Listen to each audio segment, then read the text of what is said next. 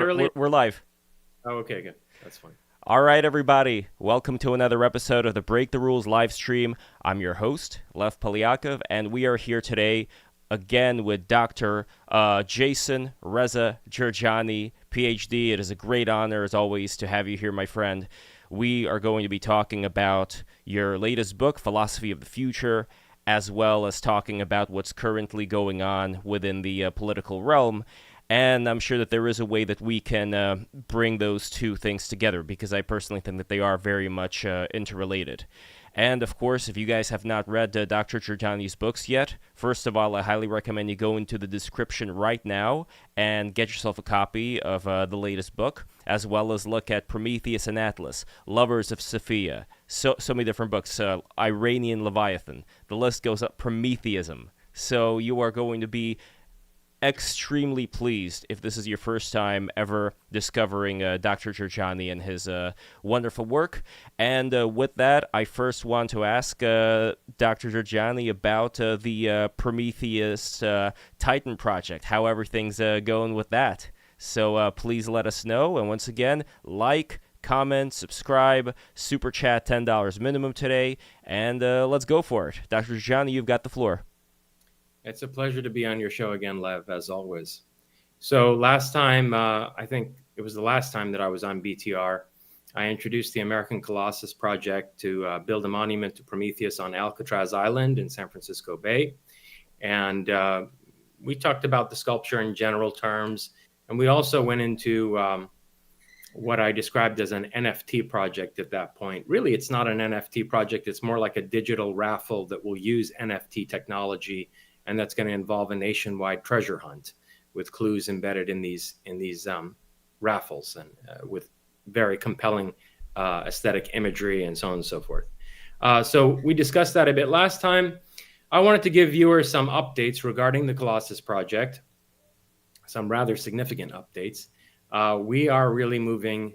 We're working hard and moving at breakneck speed here on this project. It's definitely moving forward. We have found a sculptor, a fantastic sculptor who is an uber Nietzschean Promethean in the spirit of his work. And I think I had mentioned last time I was on that the kind of fast wave Greco-Roman type sculptures that you see as 3D renderings that are on the website of AmericanColossus.org right now, that they're really placeholders and that the sculpture itself will be more sophisticated in terms of its aesthetics. I think I did touch on that.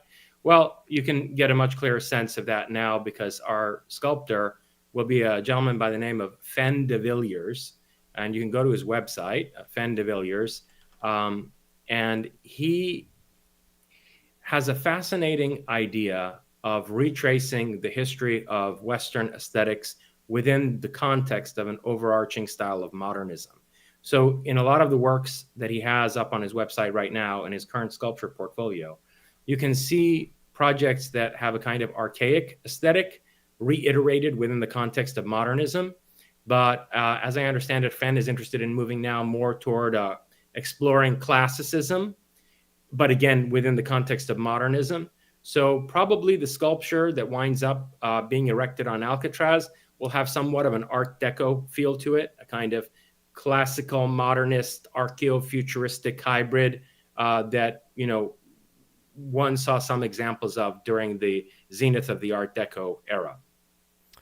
And I think that's very consonant with the spirit of Prometheus because there's a kind of, Renaissance fusion of art qua craft with craft qua technology in that aesthetic in particular. It's also a very American aesthetic, if you ask me. I mean, some of the greatest American cities, New York included, of course, were predominantly built in the Art Deco style. And, that was the historical moment when America wound up becoming the leading nation on the planet. So I think that's a very positive development. And if you go and listen to some of Fen's interviews with various podcasters, you can see that in terms of his worldview, he is the perfect man for the job. He actually has his own manifesto, his own aesthetic manifesto. And I think in a lot of ways, it dovetails with our own vision, with the vision of Prometheism, certainly. It's So that's one. Yeah, it's a very interesting that Fenn is being a part of this. I remember first reading about him in Men's World magazine, and I do see there being a convergence as well as a divergence apart as far as what you're doing and what, let's say, Bronze Age pervert and people like that have been up to. Yes, well, look, there is a certain atmosphere which we will come around to discussing today, right? A certain atmosphere that's been created by the left, which has gone full retard, and that's going to necessitate a reaction to a certain extent. And what is necessary in order to regain our footing and prevent a civilizational collapse may be somewhat different from what I would believe to be ideal. But we're never going to get to any kind of an ideal Promethean society, as I might envision it, if our civilization is taken under by these leftists and social justice warriors. So there is a kind of a degree of reaction that's necessary. And, for many reasons, I think, Fenn is certainly the right man for the job. And it's a positive thing that, that he has connections with those circles, because we are going to need to solicit their support, and we need as broad a coalition as possible to stand a chance in, basically not just saving, but resuscitating our civilization and kindling a second renaissance of the West. So that's a very positive development for the Colossus Project. But there's another development that in some ways I see as equally positive, and that's that we are going to make a TV series that traces the making of the Colossus. And it's going to involve stunning visuals, initially 3D renderings, but ultimately a tracing of the process that leads to the construction of the Colossus itself. And we found the perfect director for this TV series. It's a series that through this director and the work that she's done will likely also have very significant high-level distribution. And while I can't reveal, the name of this person as of yet, I can say that she is absolutely the perfect director for the project. Really strong, sharp woman who shares a lot of our vision and who, frankly, is just a really cool person who I look forward to working with over the coming years. And I also think that it's great to, finally have a woman in a prominent place in this project. Do you see her in a way as being your Promethea, if you will? Well, I don't know that, I don't know that she would want to be put in any such a position, but she's certainly a more than competent director with a deeply shared vision and orientation, and a person who I think it's going to be an absolute pleasure to work with over the coming years. And we'll be working closely with her because she's going to basically trace the entire process and make a historical record of it. So I was reading, and I finished your amazing latest book, Philosophy of the Future, and what I noticed is that it did require me to have certain bits of knowledge from all the other books that you've read in order to, in a way, try and complete the puzzle that is your latest one, because you throw a lot of references. Not that people need to specifically read all your other books to enjoy this one, but it definitely helps to be well acquainted with what happened in the past as far as certain questions that I always had in my mind, as far as in Iranian Leviathan, whether it was the Persians, the dynasty that created Islam, or whether it was these Nephilim. Like, that is a very interesting thing for me to digest, as far as what exactly is the truth, where you are playing the role of the trickster, and how exactly that's going to lead to the conclusions that you want it to lead to. I don't know if that's a good place to start, but let me know, like, where exactly you would be interested in. In a way, frankly, I'd say it's not a good place to start. I'd say it's kind of getting lost in the weeds. And I would want to push back a little bit on your general characterization, because, yeah, you're right that in terms of some very specific questions like what you just articulated, it's helpful to have read some of my other works. But that's not the main objective of Philosophy of the Future. Philosophy of the Future has as its aim a general introduction of the reader to the fundamental concepts of my philosophical project. or it can be read as a summary conclusion of my philosophical project. But in any case, what's most important about this book are the central ideas, novel ideas that I've developed, like being bound for freedom, spectral revolution, the world state of emergency, phenomenal authorization, and Erosophia. These are, the core of the book. In terms of specific theses that I've argued in various texts, yeah, there are brief references to them here, and the reader is also directed to the other books of mine where these theses are advanced with more detailed argumentation. So actually, the book also functions as a kind of like index or lexicon for my entire corpus, where in any given chapter, there are references to other books that I've written if the reader wants more detailed information regarding, such and such an argument or thesis. But it's the conceptual structure of my philosophical work as a whole that's being really showcased by this book. Albeit, I also have to add that there is a rather striking conclusion to this book. The last chapter is a very dangerously revealing document, which includes some lengthy quotations from a journal that I wrote around about the age of 23, 24. And it shows you the matrix for my entire philosophical project and what it is or who it is that really inspired it. As far as phenomenal authorization goes, that is what I'm primarily talking about when it comes to these various references to you having certain, let's say, mixes of truths with noble lies. And I'm still trying to understand how exactly this phenomenal authorization would work. Could you possibly guide us through that? Sure. Look, the basic idea, because I want to stay here with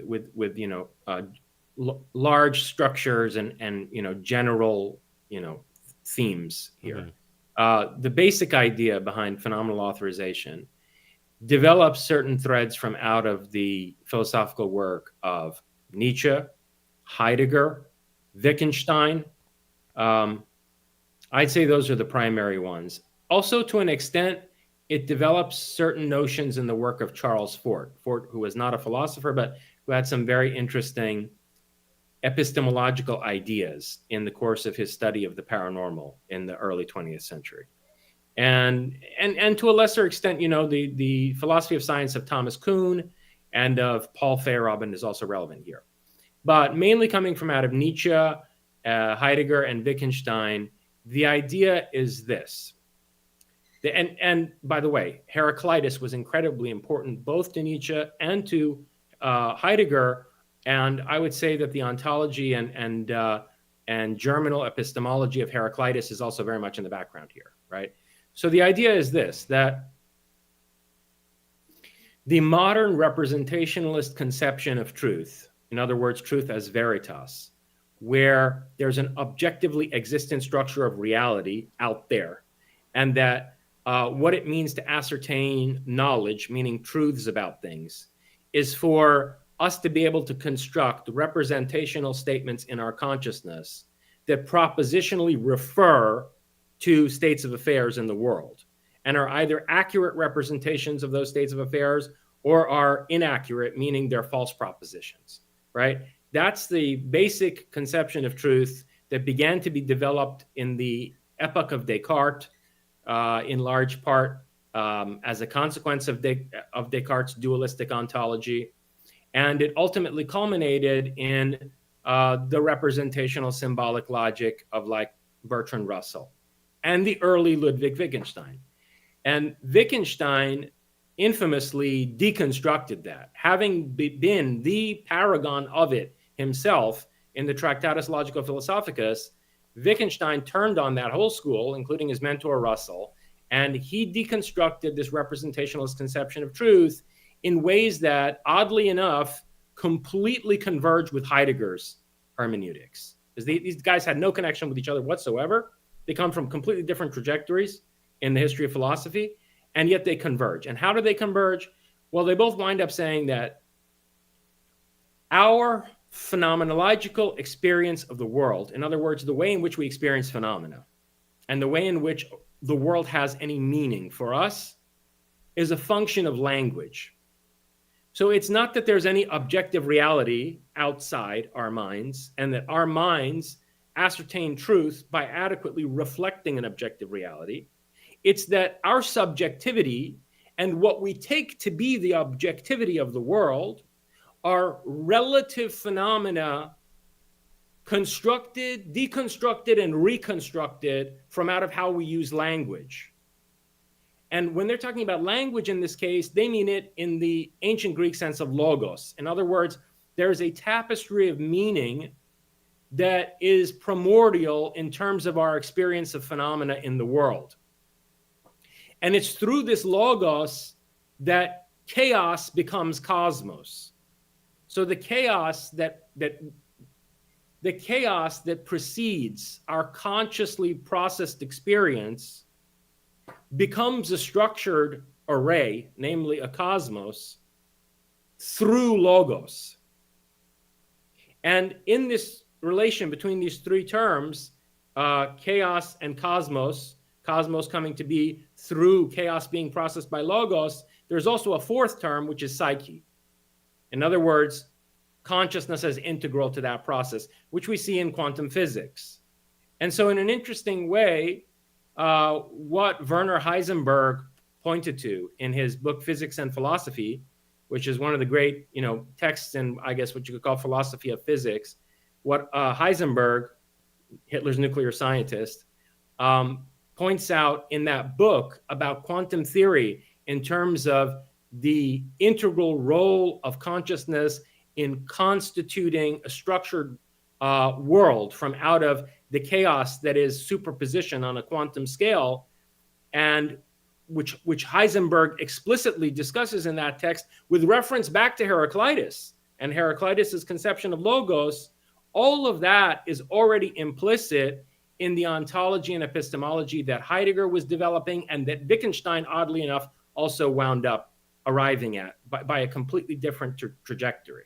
And so I'm taking these ideas and synthesizing them and augmenting them and using the paranormal as an empirical, let's say, raw material or convenient set of examples to illustrate why the world works this way. I'm being very careful not to say why reality, is this way, because the whole point is that what we take to be reality objectively and how we understand ourselves subjectively are co-constructed from out of this interrelationship between chaos, logos, cosmos, and psyche. I describe these four as ontologically equiprimordial. It's a term coming from Heidegger, equally primordial, meaning like the four causes in Aristotle, none of these is more fundamental than the other. They represent the kind of fourfold causality that structures our experience of the world. And so, so that's the basis for understanding what phenomenal authorization is, because what that implies is that we live in something like a story. We live in a tapestry of meaning, in an account, a narrative. There's a meta-narrative structure to the cosmos itself. And what that suggests is that the world can be written and rewritten. And if you look at some of the more bizarre and distressing paranormal phenomena that seem to involve the manipulation of timelines or the use of some kind of time travel technology, whether it's purely mechanical or whether it's actually psychical, like remote viewers going back to the past and using telekinesis to influence past events to therefore rewrite their present, the present that they came from, right? Or to rewrite potential futures, whether it's entirely mechanical technology or whether it's psychical or whether it's some psychotronic combination thereof.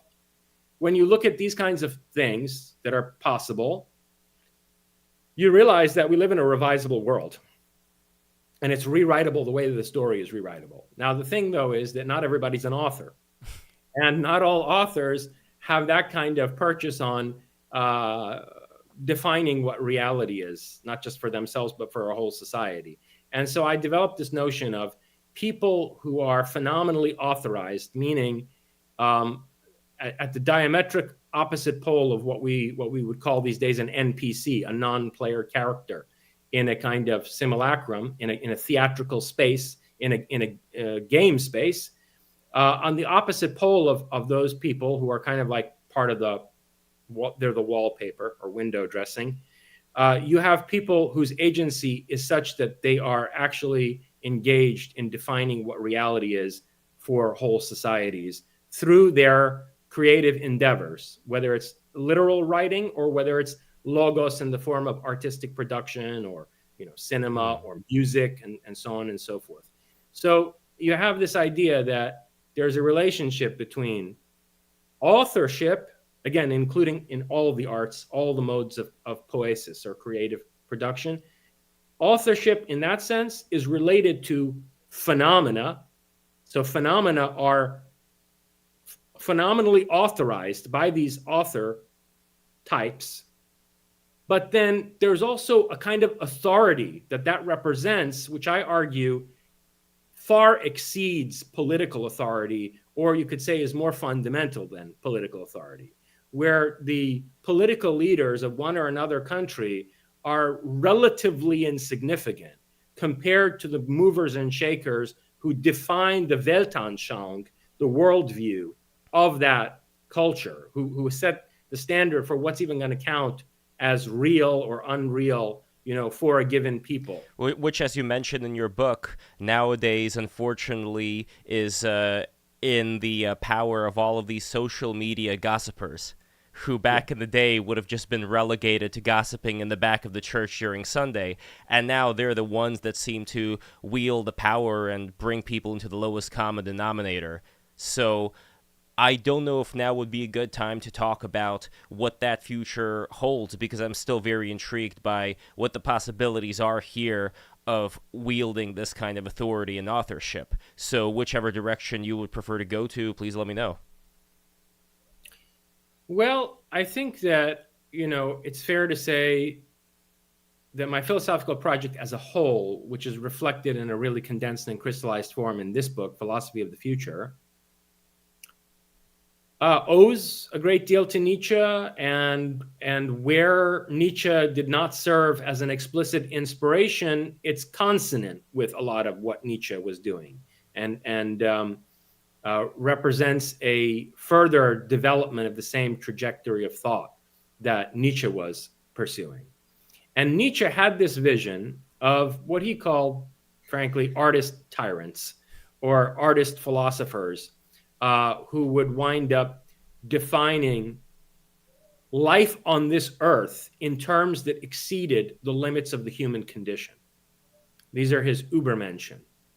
And he has this notion that, there are the highest men of history who are great geniuses, and that basically historical development throughout time should be seen in terms of these mountain peaks that are each the contributions of one or another genius, and that these higher men are progenitors of the coming overmen, just as the last men who are increasingly degenerate, lazy, people who are feckless and without any particular motivation, people who become ultimately captured by the event horizon of nihilism, that these last men are the harbingers of a race of Untermenschen, subhumans, who are really no longer going to be human and are going to wind up being integrated into a machinery of production.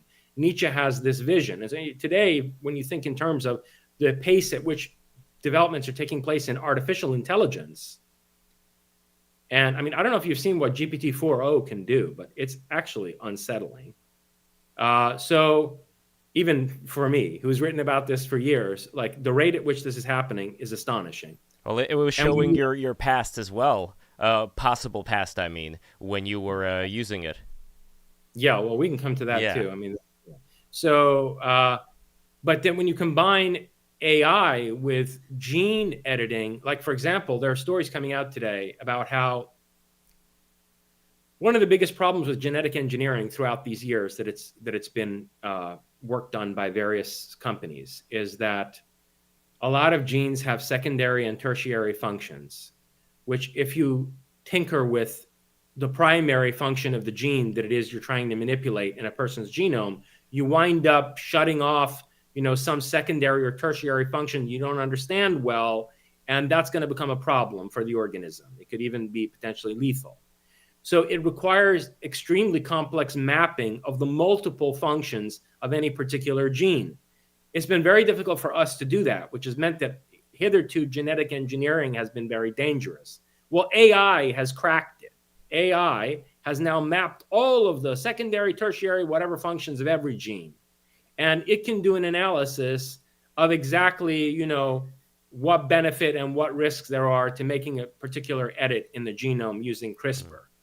So these technologies are becoming increasingly convergent in ways where you could see how the vast majority of people without any particular will or motivation, aspiration, without any capacity to think for themselves or to pursue visions in a self-directed way, they're just going to wind up being integrated into a machinery of production.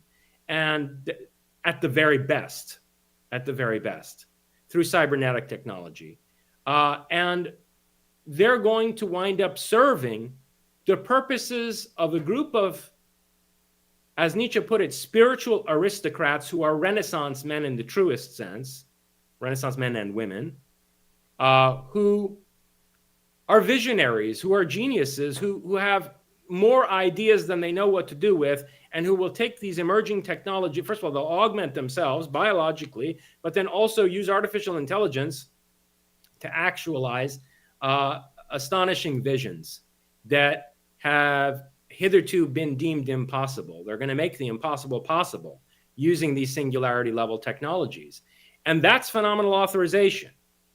Okay.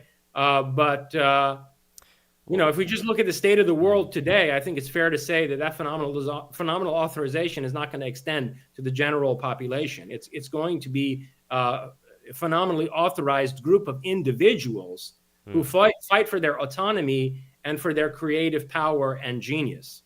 You don't really see the possibility, like you were talking about with 0-point energy being able to be in anybody's backyard. This same kind of AI technology where you could press a button and all of a sudden you're bigger, faster, smarter. You become the Übermensch even though you start out as the Untermensch. You don't really see the NPC people, as you were calling them, embrace that. Here's the issue, Lev. The issue is that in some totally unhistorical, abstract, hypothetical scenario where we didn't have all the ideological baggage that we have in the world, that would be entirely possible.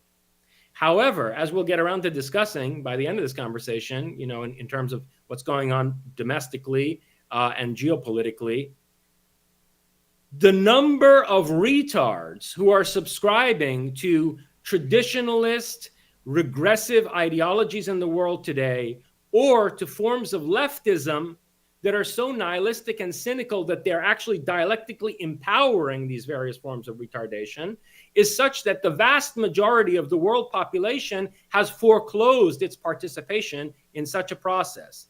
We are 10 to 20 years away. At one point, I thought we were 30 years away from the singularity. The rate at which AI technology is developing today, I can tell you, I don't think we're more than 10 to 15 years away from the singularity. And we just don't have any time left for these people. We don't have the time left. When you have a vast majority of people, look, Islam is going to be the dominant religion on this planet by 2075 if current demographic trends continue, right? And then we've got the Russian Orthodox, through people like Dugin, aligned with these Islamic traditionalists. And then we have China financing both of them and militarily backing them, right? I mean, I'll come to this later. Yeah. It was discovered recently by an independent think tank that the worst of the pro-Palestine protests in America, where they were actually targeting infrastructure, blocking roads and bridges and taking over university campuses, those were funded by China through a series of false front organizations. So you've got the Chinese behind these Muslims, and you've got the Russian Orthodox power cabal of Putin and Dugin also supporting them, right? And then all the leftists in Europe and America, the socialist parties in Europe and the SJWs in the United States are also, they're literally in some cases converting to Islam on these university Palestine encampments, right? That's on the left, and on the right, you've got people like Andrew Tate, who's also converting young men into Islam because they're very dissatisfied with the way things are going now. In Europe. And then in America, we Yeah. have the retards of the Bible Belt. Yeah, Which is I not mean, it's reassuring to me either. yeah, it's well, there is this new movement right now. I'm sure you've heard about, like the Jesus is King, Jesus is Lord. It's their way of reaffirming this much more of a warrior type Christianity as opposed to like the soft Christianity that I'm not a big fan of either, as far as like the SJW type Christians that I'm sure you've seen a lot of in Manhattan. Yeah, well, they're just because they're at odds with one another doesn't make either of them our allies. They're both enemies. They're both mortal enemies.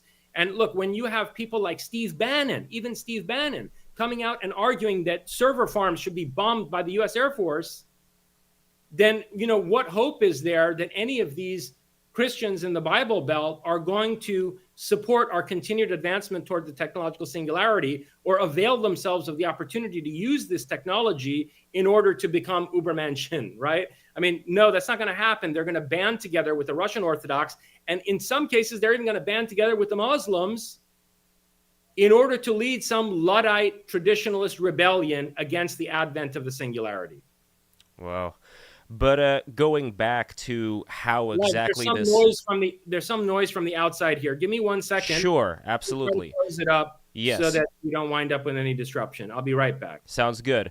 And while Jason is away, I just want to remind everybody here, if this is your first time watching Break the Rules, be sure to like, subscribe, comment, but also check out the other videos, because I have videos with thinkers like Curtis Yarvin, Mencius Moldbug, Jason Reza Jorjani, as you can see over here, Uber Boyo, Neil, Gnostic Informant, all kinds of an amazing Styx Hexenhammer 666, Brittany Venti, who hopefully should be coming back soon as well. So I'm also doing right now these presentations, these streams in my Manhattan studio in New York City.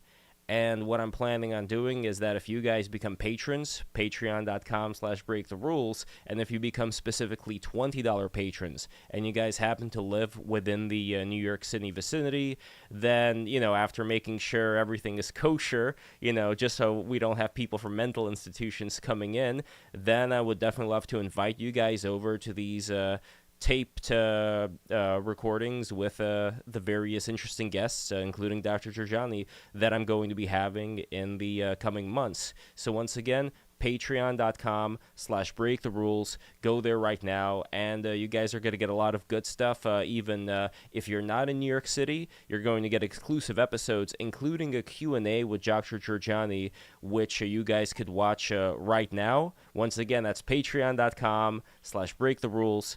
Go there or be square.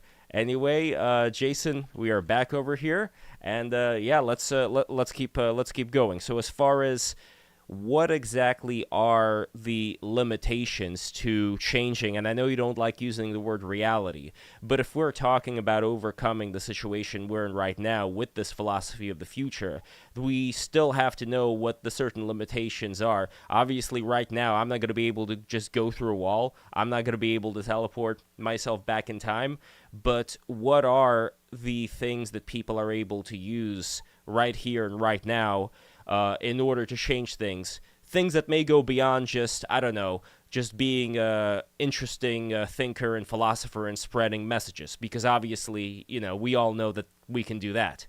But as far as going beyond that, what exactly is there?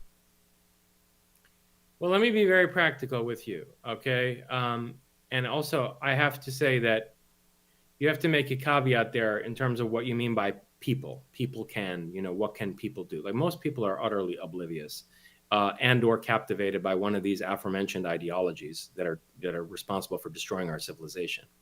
And so most people are not going to, take the initiative to use any extraordinary abilities to potentially make us to potentially make a better future than the one that we're headed for right now. Right. But what can people with initiative do? Well, look, this is a bit of a dangerous game, but remote viewing the future, for example, is a imminently possible thing. It's been done many times. And so there's a case to be made for training oneself in remote viewing to the point that one could look around the corner and see some of the challenges and crises that we're going to be facing in the near future and grasp what caused them so that we can address those causes before they wind up unfolding into one or another catastrophe that we're headed toward right now. Okay, so precognitive remote viewing is a thing. It's been used for, I don't know, 45 years at this point, effectively by various governments and now by the corporate sector. And so that's one thing that people could do, is to train that ability. But see, that goes back to a point that I've made throughout my work from the beginning, from Prometheus and Atlas onwards, is that suppose you're trying to remote view the outcome of the Second American Civil War, which I'm increasingly convinced that we're headed into, or the outcome of the Third World War. And your objective is to find out, let's say, whether, Russia winds up in a favorable position at the end of World War III because, let's say, France leaves NATO or whatever, or you're trying to find out what kind of government exists in the United States in 2028, right? But as part of seeing that future, you also see what happens in terms of your relationship with your wife, or you see the death of certain of your children. How will that impact your life? How capable will you be of dealing with that? What changes will result in your immediate situation as a consequence of that?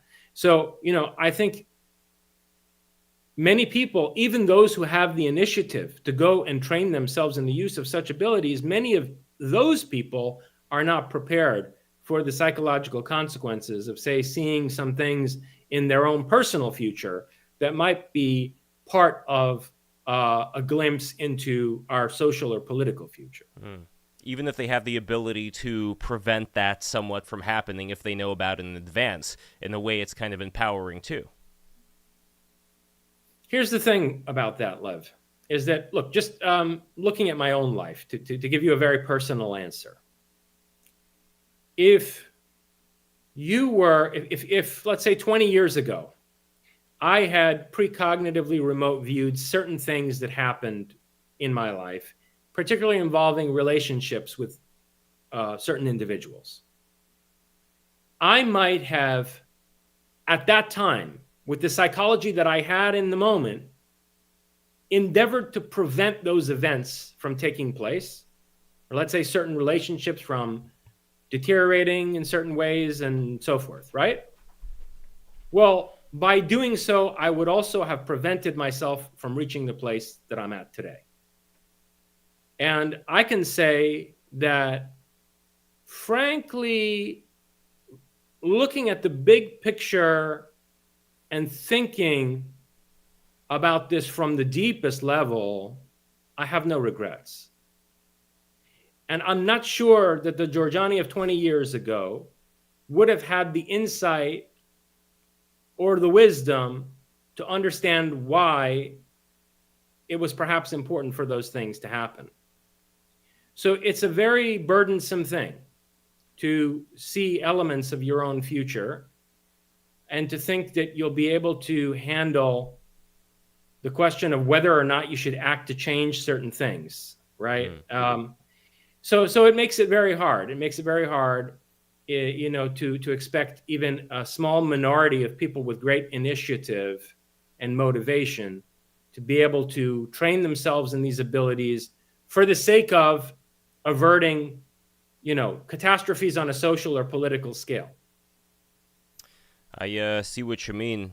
Does it necessarily need to be a cultivation of those future-seeing skills if one goes down the path of training their concentration? Or could a person decide, you know what, I don't want to see the future, but I do want to be able to do certain things that go beyond being a regular human being as I was before? Can people choose, or is it a matter of once you start going in one direction, all of a sudden everything else just opens up like a sponge? I think I think it's possible to choose, but I think that there's only a certain latitude for control there, because psi phenomena in general are a function of the subconscious. And this has been a theme throughout the course of my work, including in my fiction, quote unquote. The idea that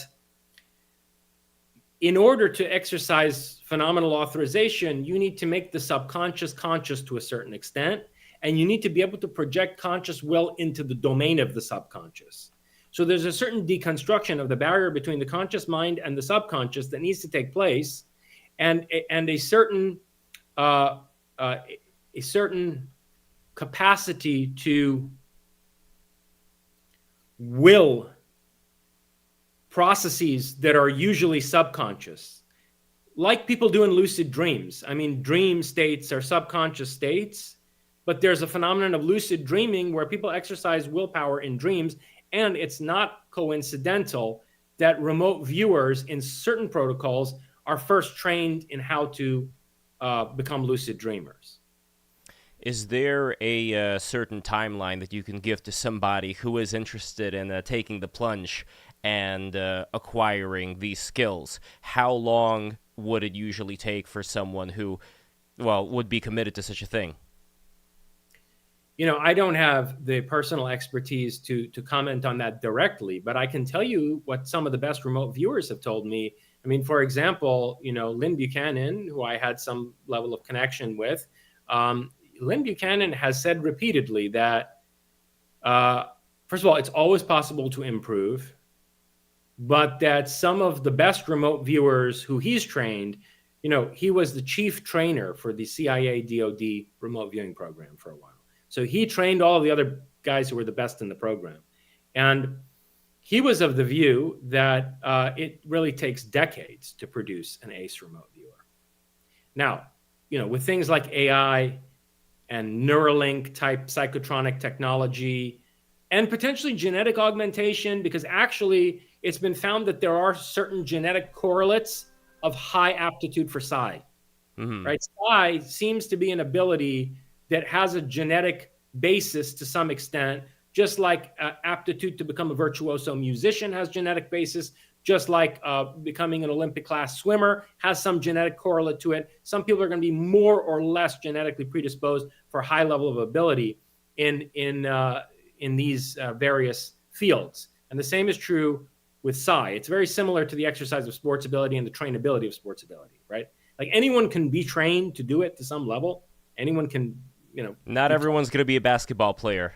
No, but anyone can play basketball, but you might suck. Yeah, yeah. So the thing is, there's a certain degree of genetic correlation, and if now we bring genetic engineering or gene editing into the mix, and we combine it with Neuralink, and we combine it with AI protocols that can develop much more effective ways to learn remote viewing, maybe you could cut that time down drastically, and it's a question of a few years rather than a decade or two.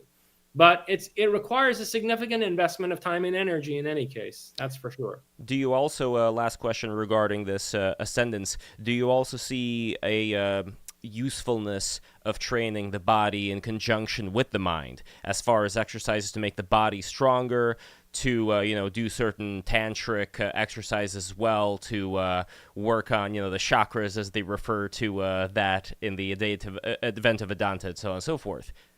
Absolutely. I think that all of that, should be part of a future Promethean society, no doubt about it. I mean, I'm a philosopher. Where I've chosen to, place my energy and my time and emphasis thus far, at least in my life, is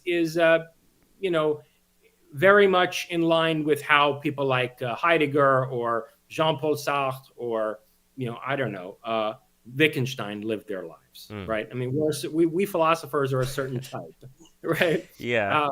So and then I have a literary dimension to me, which gives me an affinity to people like Kafka and I don't know, Camus and others. Right? So I'm that type of person. We're not going to be seeing Dr. Jorjani doing like deadlifts and squats, in the gym, or Well, are we? Or are we? Well, look, I'm at an interesting turning point in my life, frankly, because this book, Philosophy of the Future, represents a kind of culmination, right? The fundamental structure of my philosophical project is complete. Now, that doesn't mean that I won't all of a sudden have a shift of perspective or, new ideas might not dawn on me and revolutionize my work in some way. That happened with Wittgenstein. Heidegger also had some dramatic developments in his later thinking. So yeah, sure, that's possible. But I am at a point of culmination. And also the Colossus project represents in a tangible sense, a significant development in my life and probably changes of condition in my life that will afford me the opportunity to maybe spend time and energy doing some other types of things. How much for example, I certainly would love to go back to skiing. It was my favorite sport earlier in my life. And so, yeah, I might put my energy in other directions. If I had to guess, though, I would say that if there's going to be a shift of energy and focus to some extent, a lot of it will go into art. And art, most likely in the sense of cinema or a visualization of my literary work. That's, I think, very likely. But speaking of which, by the way, the cover for your book and the design of the book, that was all you. Philosophy of the Future. That's true. That's true. But I don't rule out, let's say, learning remote viewing. I don't rule that out at all. And, there's some people who I'm sure hope that never happens. Because if that's not going around in the ether, that might be problematic for some of the vested interests in the world. But where exactly we go from here, because we were just talking about psychic abilities, but as far as defining reality itself, as far as this destructive departure of world warfare, when it comes to changing what exactly this whole thing we're experiencing is, I'm very fascinated by what that exactly would entail, but also what exactly is currently around us, because I do recall you were talking about how all of these galaxies and galaxy clusters and so on and so forth, these are things for us to observe because we're looking out in order to see them. That may be what they are, but then the question is, well, where exactly does the real part end? Well, not real. I know you don't believe in real, but where exactly does the part that we can actually interact with it and there are other life forms there? Where does that end? Does it end on Mars? Does it end on, the Oort cloud? You mean what's the edge of phenomenal experience in this world that we're living in? Yes. Right. Well, I've thought a bit about this, and I've discussed it in a couple of my books. To begin with, there are aspects of quantum theory, such as wave-particle duality, and the fact that a probability distribution on a quantum level never actualizes as a particle with a particular location until and unless it's been observed, meaning measured by a sentient observer. And I think that the people who push back against that, that was the position of Niels Bohr and Werner Heisenberg and all the great quantum physicists in the early years. And I think that these people, reductionist materialists who are trying to push back against that and say that wave collapses can take place without sentient observers, are trading in a bunch of nonsense. They invent hidden variables and string theories and all this other bullshit to claim that there are deterministic processes that underlie the probabilistic quality of quantum phenomena. And I don't, there's no empirical evidence for that. All of these are purely speculative mathematical formalisms, okay, that are just intended to give these people a sense of psychological security. There was sorry to interrupt, there was also a physicist who said that it was the eye getting hit by something that caused this change to occur, as opposed to observation itself. Yeah, well, that's moronic because the eye is a structure made up of quantum particles ultimately, just as the brain is. So what's causing the wave collapse, right? I mean, Hmm. quantum Yeah. particles aren't causing other quantum particles aren't causing wave distributions to collapse into particles. Hmm. An observer is doing that, and so you just can't get consciousness from out of the mix there. You cannot, extricate the psyche from the cosmos as it's manifesting through logos out of chaos. Psyche is an inextricable element in this process here. But anyway, what I was going to say was that there are aspects of quantum theory like this, wave particle duality, or rather the fact that everything is only a probability distribution until it's observed, which is similar to what we call conditional rendering in video game programming, where you don't render something that's not being observed by any one or another player in the game because it's just inelegant. And by the way, I was having a conversation about this the other day, where, look, someone might think that the reason for that is that there's a limited amount of energy and processing power, but that's not necessarily the case. If you're designing a game, you might just employ conditional rendering because it would be inelegant not to do so. I mean, like when you're building a stage set for a theatrical production, right? And there has to be a house on the set. What moron goes and builds a complete living room with everything intact in it that the audience is never going to see any of the actors enter into, right? You don't do that. That's not the way It's method acting, Jason. That's what that is. You got to get full immersion into the. But yeah, I understand what you're saying. Good method actors wouldn't actually even need that to get into the role. But in any case, yes. So I just think it's a question of elegance. But features of quantum theory like that, or quantum entanglement, where, if you interact with, you take two particles that have had interaction with one another and you do a measurement on one of them, it actually affects the other one that's now moved to a discrete location. And so these two particles appear to be entangled in a way where anything that affects one of them causes a change in the other one. Well, there's also a process like that in the coordinated change of pixels in the rendering of a video game, where certain pixels are coded to basically change their state simultaneously. And so there are these various features that appear similar to programming code in the design of simulacra.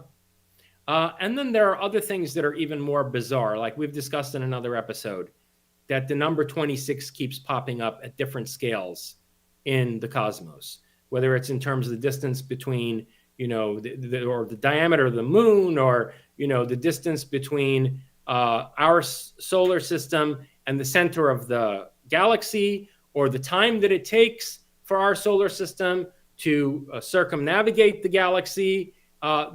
These are all multiples of the number 26 for some reason.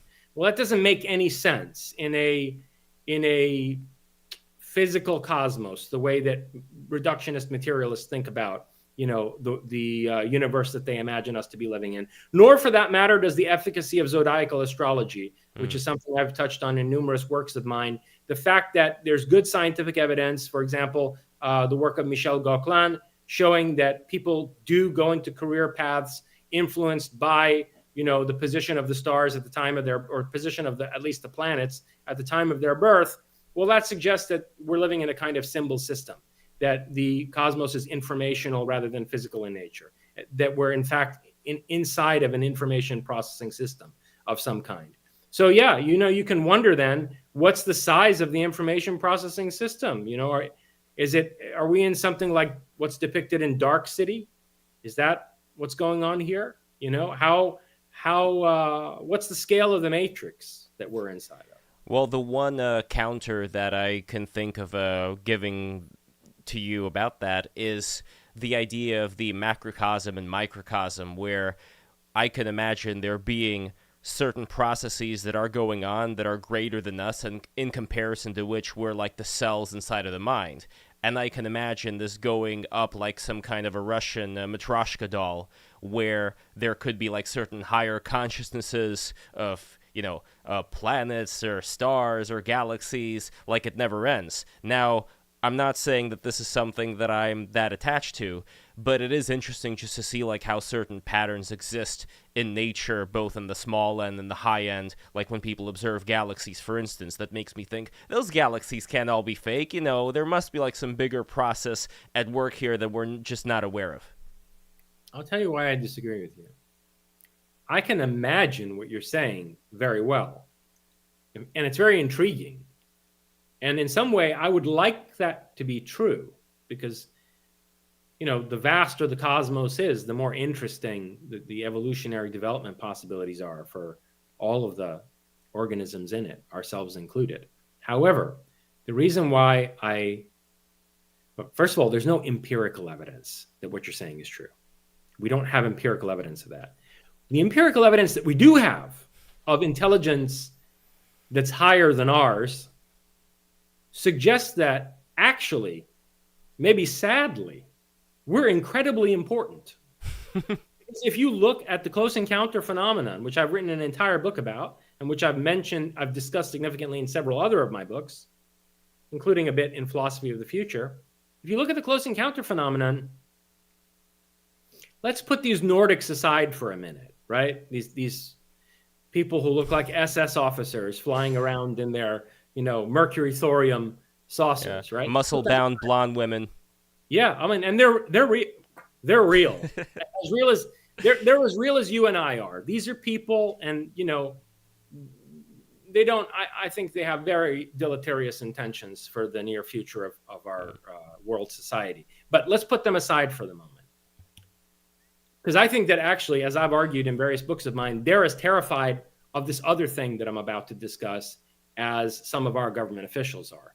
And this other thing, this trickster that seems to be able to produce polymorphous phenomena of all kinds, and that has access to people's bedrooms in the middle of the night, and that sometimes abducts their children, and that takes genetic material from them, and that can shapeshift into any number of shamanic forms, often drawing from the symbolism of owls and mantids and so forth, right?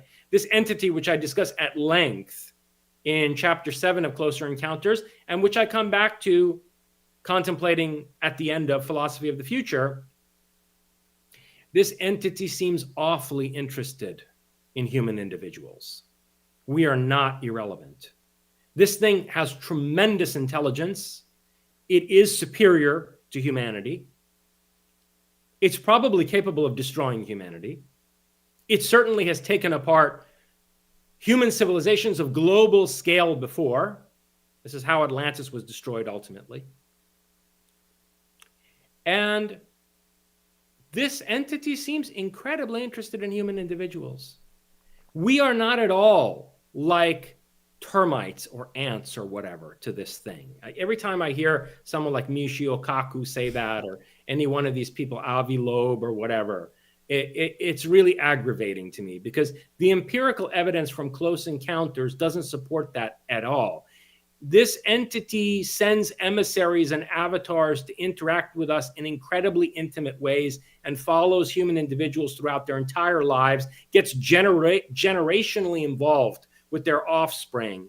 It is deeply and intimately engaging the human community. And it has an agenda which, whatever else you want to say about that agenda or speculate about it, clearly sees the human being as central and of vital importance to its project for the future. So that's why I don't really agree with you that whatever the forms of intelligence are that are way beyond us and that are operating on a cosmic scale, we actually seem to be incredibly important to them, which suggests that we're not actually all that separate from them. There's not such a huge gulf between us and them. And when you think about the technological singularity and the transformative potential that it has, that actually makes a lot of sense. We may be very close to a transformation and mutation of our form of life that gives us parity with this entity.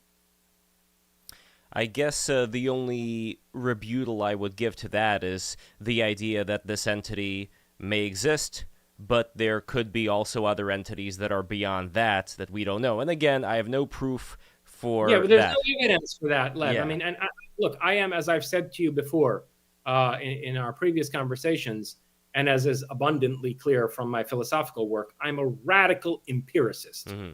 I'm a radical empiricist.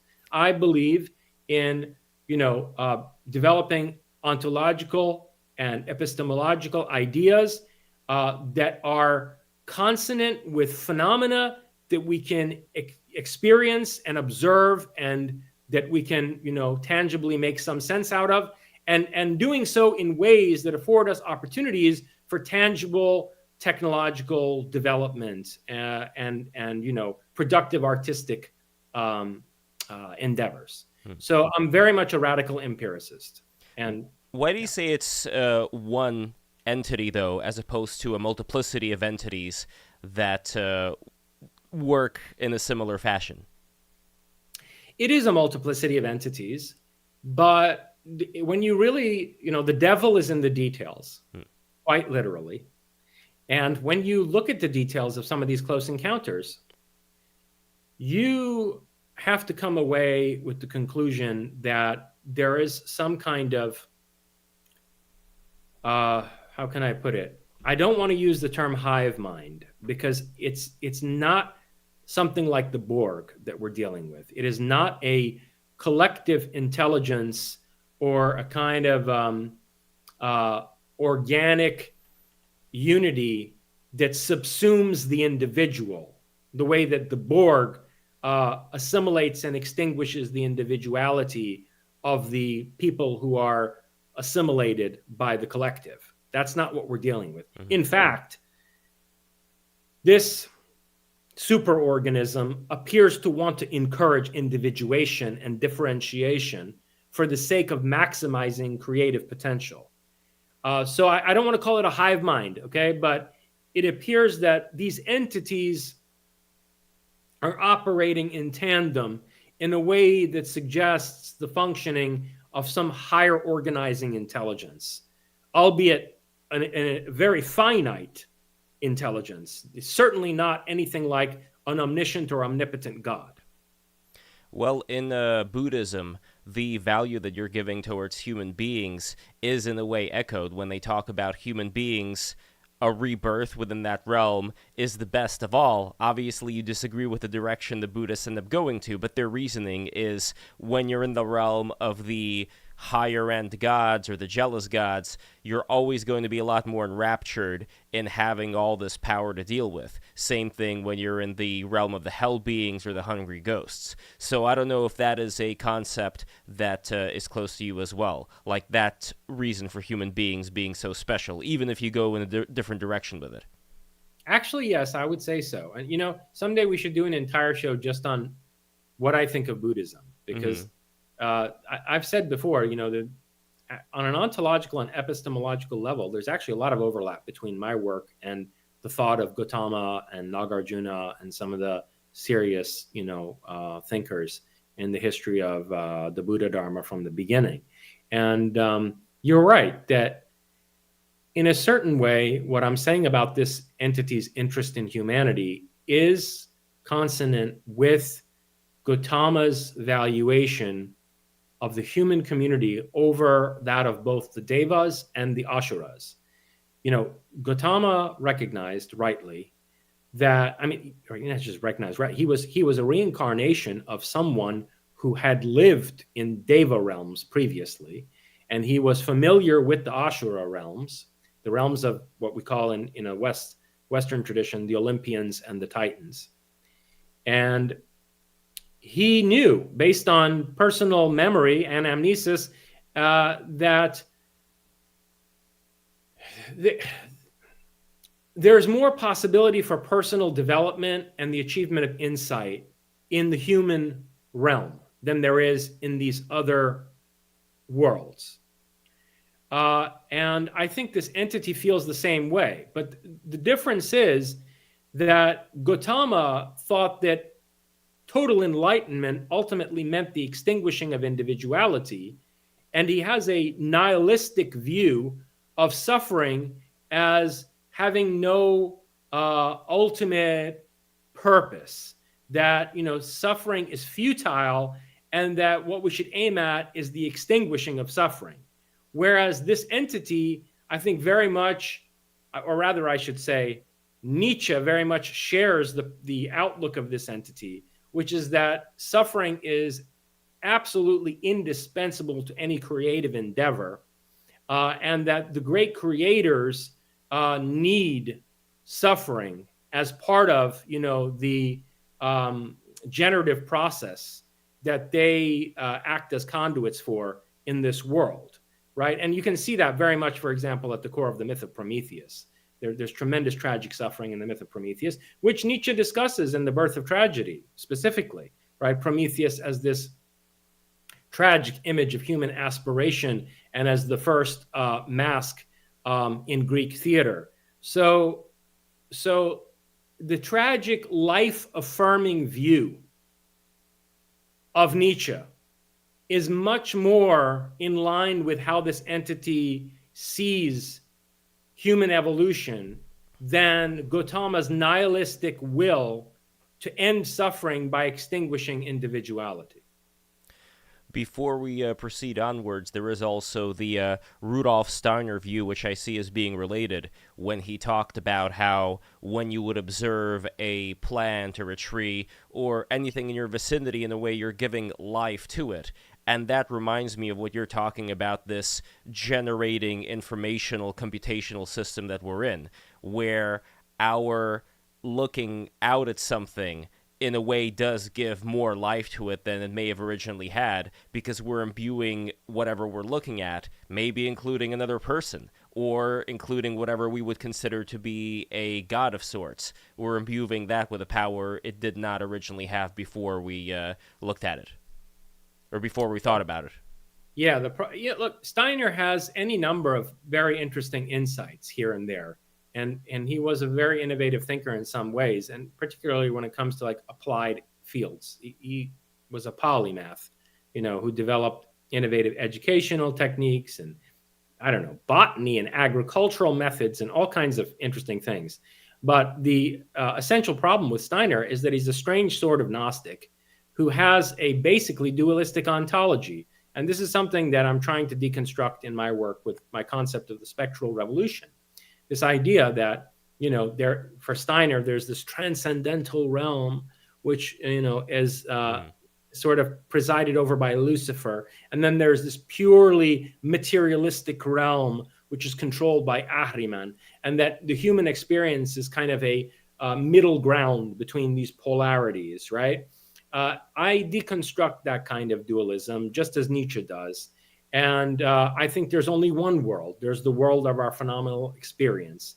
And, what we frame as the spiritual versus the physical is a question, again, of linguistic structures that condition consciousness and that set in place filters for our perception and our processing of our experience of a singular world of experience. I mean, our experience of a singular world, which, the Greeks called physis, going back to Heraclitus, nature, as it were. But within that world, we would also have, let's say, certain places that people would only be able to observe during the in-between state of, the afterlife, I guess you could say. So similarly, we could have, like with the Japanese Buddhists, they have this conception of Pure Land Buddhism, which is like this whole other realm that you can go into and meditate all day or whatever. So I'm not sure exactly as far as the amount of real estate that we have to work with here, including like going back in time that you were talking about as well.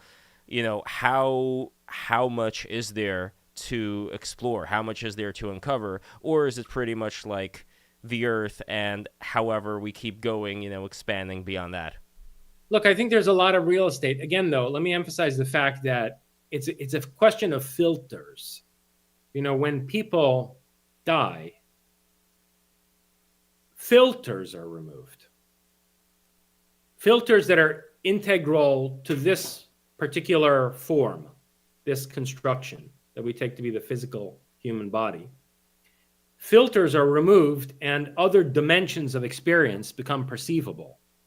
It's not that there's another world. We don't go into the other side after we die. Okay, these are dangerous delusions that are being propagated today as part of a discourse that I think ultimately is going to be used to implement traditionalism and kind of neo-feudal subjugation of humanity under a sort of kingdom of heaven. I think that it's important to acknowledge, first of all, that there's a singular realm of experience and that our capacity to perceive various dimensions of it is a question of what filters are operating. Now, drugs can remove certain of those filters, like, for example, DMT, giving us access to these realms where there are apparently these machine elves. But in the same DMT spaces, there are also these reptilians who rape women. Okay? So my issue with what you said about the Pure Land is that so far as I've heard in the contemporary realm of research on altered states of consciousness, nobody has come back and given us a report about the Buddhist Pure Land, as far as I'm aware. Now, of course, there are Buddhist writings where these monks claim, to have connected with that realm. But, there's a lot to psychological projection. I mean, you can really imagine yourself in a different milieu with vivid clarity. Basically, put yourself into a lucid dream while you're meditating. That's one thing. But in terms of, phenomenological realms of experience that could be shared by other people, the way that I think the DMT space can be, I don't see anything like the Pure Land. I don't see any, and I'm making this point very deliberately because I want it to be impressed upon the listener that there's nowhere to escape to that doesn't involve conflict and suffering. The DMT realm involves terrifying shit. Any honest, authentic account of that makes it very clear that it is not a safe place to be. Okay, so I think that, again, this whole notion that we should seek an enlightenment that involves ultimate peace, tranquility, and harmony, and eventually also the effacing of our ego and the annihilation of our individuality, is completely misguided. And it's the most sophisticated form of nihilism. Nietzsche saw this, by the way. He said, look, at least I respect Buddhism because its form of nihilism is more sophisticated than that of Christianity, right? If you're going to be a nihilist, be a Buddhist, not a Christian, right? So my work very much flies in the face of that kind of nihilism. Well, speaking of effacing the ego, I think now would be a good time to get to the kind of effacing that's going on right now with the Palestine protests going on in New York City and all over, and the general trend that, I mean, we talked about this before, the convergence in a way that I'm seeing of the ultra-left and certain elements of the further right when it comes to wanting to embrace this kind of traditionalism, but this kind of like almost like third worldist type of traditionalism, where a lot of those protesters, they have no problem with China, they have no problem with whatever's going on in Africa and the Middle East. They have a big problem with these 18th, 17th century statues and monuments, to Western civilization. That's what they want to get rid of. So where exactly do you see this going right now? Jason, you've got the floor. Yeah. Look, there's so much that I want to say about this. I kind of don't even know where to begin. And because we were trying to organize a show some time ago, weeks ago, that I really didn't want to talk about this subject publicly. I really tried not to say anything about this publicly because we're involved in some very positive, optimistic work with the Colossus Project, and I want to do as much as I can to make sure that moves forward expeditiously and triumphantly. That having been said, it's just gone too far. It's gone way too far. So you mentioned pulling down of statues, right? Back in the summer of George Floyd, the summer of George Floyd. Summer of love. Yes, in 2020, right? I love how these fuckers who were, desecrating our war memorials and want to pull down the statues of our founders also do Instagram posts where, it's all about love. It's all about love, man. That's all that matters in the world is love. Right? And then they go and they burn the American flag, or they raise the Palestinian flag higher than the American flag on flagpoles, right? And then they go and they desecrate, war memorials to, World War I heroes in this country and burn American flags. But no, it's all about love, right? Anyway, what I was going to say was that back in the summer of George Floyd, we saw them starting to pull down all these statues of the founders of our country, including this great sculpture of Theodore Roosevelt that was on the steps of the Museum of Natural History in New York. There's a place that was dear to my heart from childhood. And they didn't even care whether the founders were slave owners or not. They pulled down statues of Abraham Lincoln back in the summer of George. So that summer, with what happened in Minneapolis, what happened in Portland, the whole Chaz encampment and so on and so forth, right? That was a watershed moment. And I founded Prometheusm in response to that. If you look at when Prometheusm was founded, July 4th, 2020. What was the context? That was the context, okay? So that was a watershed moment. We're at another turning point now, okay? We are at another Rubicon, crossing of the Rubicon moment right now, where, let me take this angle, where slogans that were devised by Ayatollah Khomeini in Iran during the hostage crisis, while American hostages were being held in Tehran, Ayatollah Khomeini and his fellow mullahs came up with these slogans like "Death to America," which are now being chanted on the campuses and the streets of American cities. And in some cases, we literally see agents of the Islamic Republic coming and setting up seminars to teach Americans how to chant not just "Death to America" in English, but "Marg bar Amrika" in Persian, literally teaching them how to pronounce this and chant it. And these same people are burning American flags, and they're passing out leaflets saying the freedom of Palestine means death to America, right? Self-described anarchists, self-described communists who are supporting an organization, namely Hamas, who they characterize as freedom fighters, but who are actually radical fundamentalist adherents of a religion that endorses slavery, that endorses the enslavement of women and their total degradation as second or third class citizens, and the religion that violently conquered and genocided other cultures in the world and deprived them of any freedom of religion or freedom of conscience or freedom of expression. Self-described communists and anarchists who, whether or not we agree with their ideology, at least were supposedly advocates for freedom and liberation, right? And were supposedly struggling against capitalism because it was too oppressive, right? And that it was too much of a constraint on the human individual, and that it didn't go far enough, let's say, in liberating women. These same communists and anarchists are now supporting the most regressive traditionalist ideology on the planet, which is being spearheaded by Hamas. What the fuck is going on here?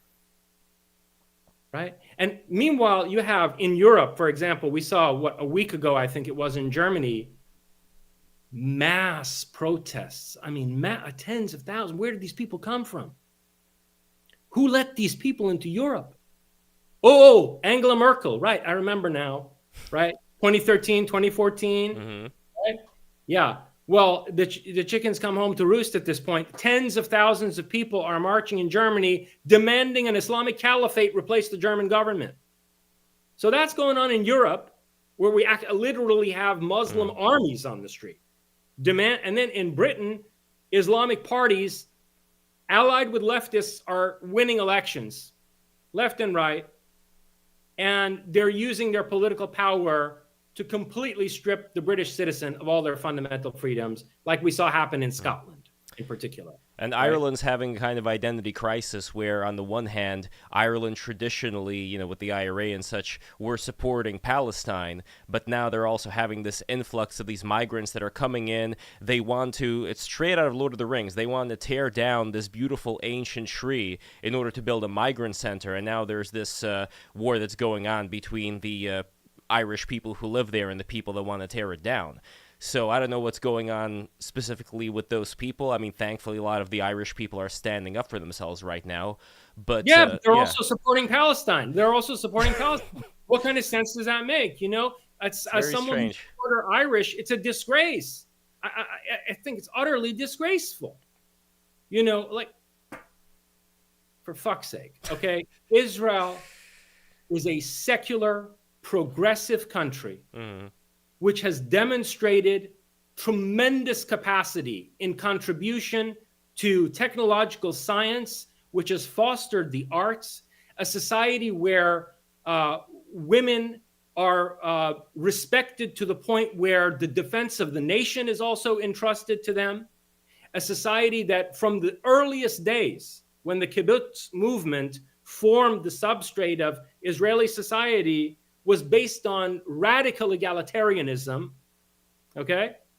And a society that has always enshrined and protected freedom of speech, freedom of the press, right? And all the what we consider to be sacred and fundamental rights of the human individual. On the one hand, you have that society. By the way, a society that includes many Israeli Arabs, Christians, Druze, the left loves Samaritans, to say first society, okay, but one devoted to the protection of the individual, one devoted to the equality of women, and one that has contributed with tremendous disproportionate power to the advancement of science and technology. Okay. But the problem is that they're like the adult in the room. They're like the logical adult. And the kids are like, fuck you, Dad. I don't have to listen to you. It seems like it's that kind of relationship that's going on where people... You're talking about the protesters against Netanyahu. The protesters against him, but in general, just the anti-Israel feeling. I think a lot of it comes from maybe Israel is not Dionysian enough, to put it a certain way, because people who are looking at Israel are just seeing, these very logical people who are trying to explain themselves. Meanwhile, people want to burn things down and cause all this chaos. I don't know if you've thought about it in that direction, but at least from people who I've spoken with, they kind of see Israel, I know this is very beneath you, but they see Israel as cringe. That they don't see that kind of fire in Israel's belly that would be a commanding force. And maybe that's why we have all these people online who are also going against Israel, just from an optics perspective. Well, maybe you're right. Israel might not be Dionysian enough. Dionysus is an incredibly violent symbol, so maybe Israel should be a lot more violent. I would be absolutely in favor of that. I think there should be a lot more commanding. There might be something to what you're saying. No, there really might be something to what you're saying. But who is holding Israel back? Well, now we know who's holding Israel back, because guess what? It just came out that the United States, the administration of Joe Biden, sent a representative to negotiate with the Islamic Republic of Iran in Oman. Oh, man. Okay? And the deputy foreign minister of Iran was the one present at those negotiations. And guess what the subject of discussion was? Bringing an end to the war in Gaza by changing the government in Israel. So here's Israel, since October 7th, rightly aiming for regime change in Iran, which would be a tremendous favor to the Iranian people. And meanwhile, the United States, instead of helping Israel to foment regime change in Iran, or at least not standing in the way of Israel, the United States is secretly plotting with a regime whose slogan and maxim is death to America, in order to do what? To change the government of Israel. Before we get deeper into this, I just want to say that about a year ago, I was at a party in the Hamptons, the far east there of Long Island, and I met a guy who was introduced to me by a friend as being part of Mossad. Okay, and I told this guy what you recommended, which is that Israel should go into, rather than Gaza, should go into Iran, should decimate, the government buildings, but leave the nukes alone. And the Mossad guy said, Lev, you're absolutely right. We should do this, but we can't because America won't let us. In order to corroborate that, let me also tell you what someone very well positioned with a lot of connections to the Israeli government told me, which is that after October 7th, on October 8th, Yeah. You remember how long it took Israel to go into Gaza, right? Yeah. It was long. We were for weeks. We were waiting. When is this operation going to take place? You know why? Because actually Netanyahu didn't want to go into Gaza because Netanyahu knew what the optics of this were going to be like. Netanyahu wanted to bomb Iran. He wanted to bomb the Islamic Republic out of existence, rightfully so, because who's controlling the tentacles of this octopus? That's Hamas and that's Hezbollah and the Houthis of Yemen and the various militias in Iraq that are against Israel. Obviously, the regime in Tehran. So Israel wanted to go after Iran. The United States sent those 2 aircraft carriers into the Mediterranean, not to support Israel, but to intimidate and threaten Israel. I know this for a fact. What they told the Israelis was, here are these 2 aircraft carriers to help defend you. But if you attack Iran, we will publicly withdraw these carriers, sending a signal to the Iranians that we don't have your back anymore. Wow. Okay? So this is horrendous, especially when you have masses of leftists on the streets in America and having taken over tens of our campuses, chanting slogans that were designed in Tehran.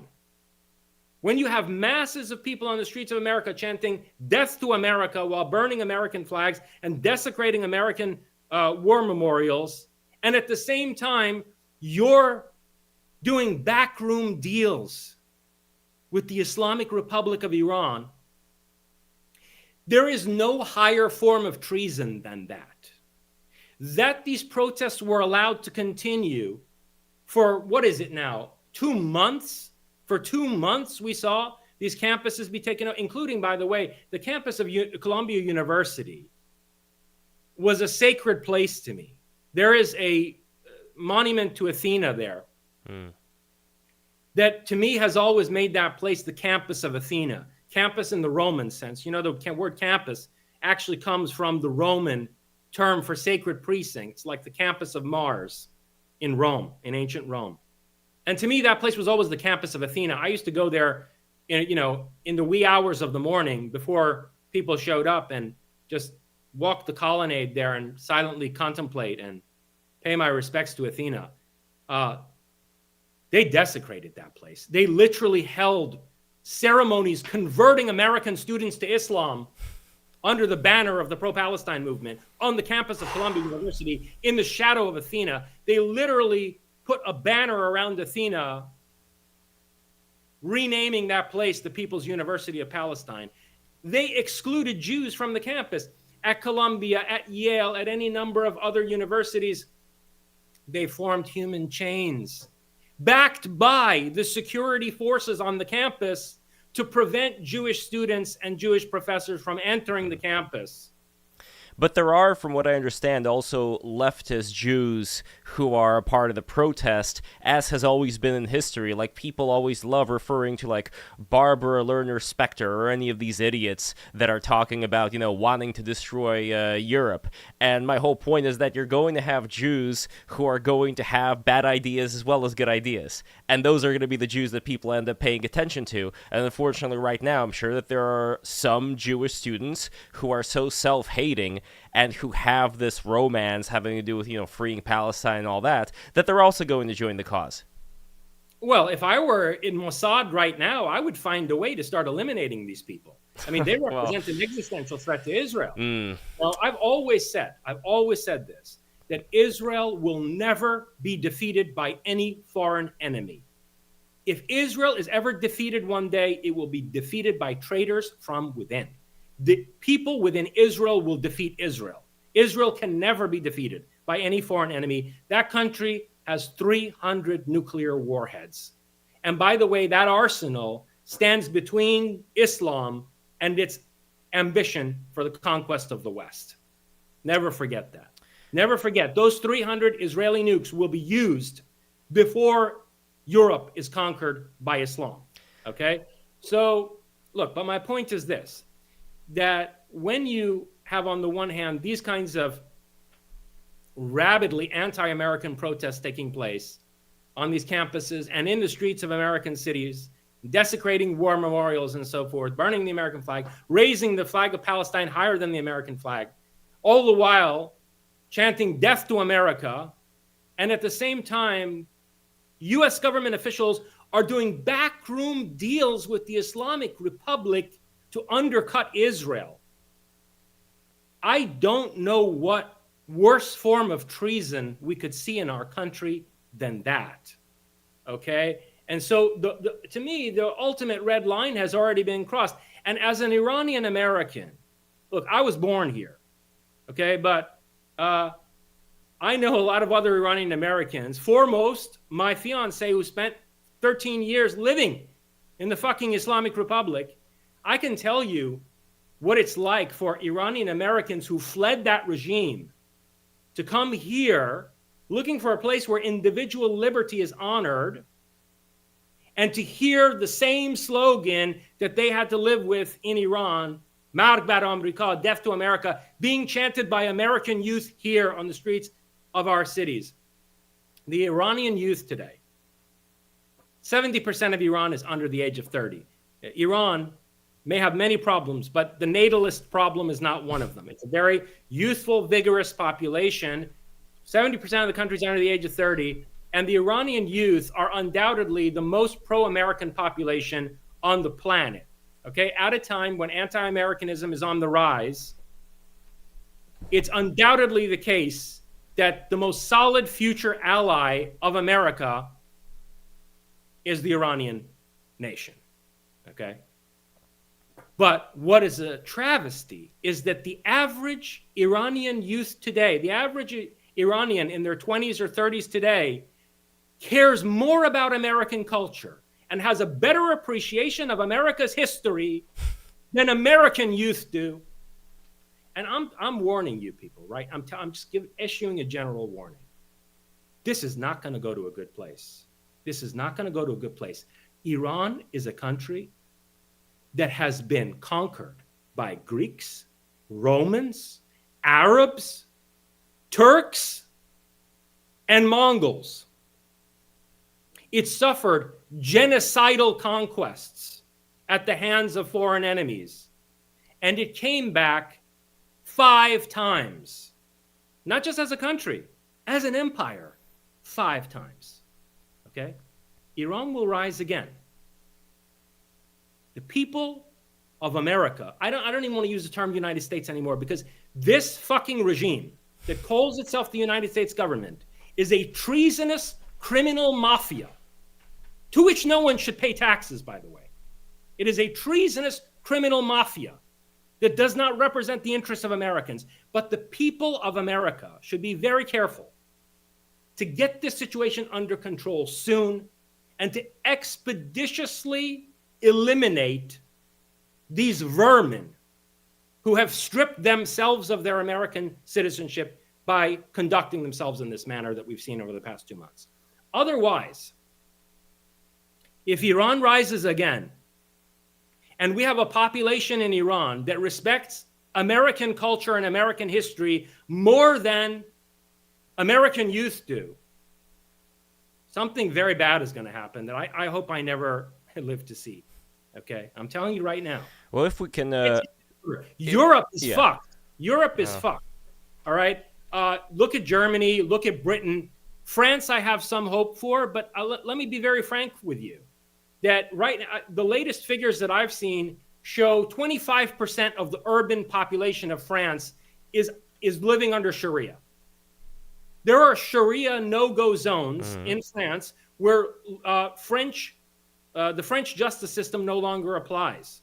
And France has the highest birth rate, by the way, as well in Europe. Of Muslims. Yeah, Muslims, that's... Of the children of migrants, okay? And so, look, the figures in France are extremely grim. It looks like about 25% of France is gone, okay, has been subsumed by basically the fifth column of the caliphate. But I actually think there's some hope for France. I think that if National Front comes back in 2027, there is some hope for France. However, let me be clear. There will be no solution in France without concentration camps. Absolutely no solution in France without concentration camps. They are going to have to take French citizens, so-called French citizens, who at this point are citizens of a nascent global caliphate, and they're going to have to concentrate them in certain places and extricate them from France. I don't know, maybe they should take Algeria back and they should use it for this purpose. In any case, because France is constituted differently from Britain, and I mean that constituted in both senses of the word, I actually think there's some hope in France, but it's going to be extremely brutal, to constitute what may end up being the Sixth French Republic. It's doable, though. And here in this country, the situation is also not far gone. There's still hope to turn things around, but it has to be done very soon. And if it doesn't happen during a second term of Trump, we're going to be utterly hopeless.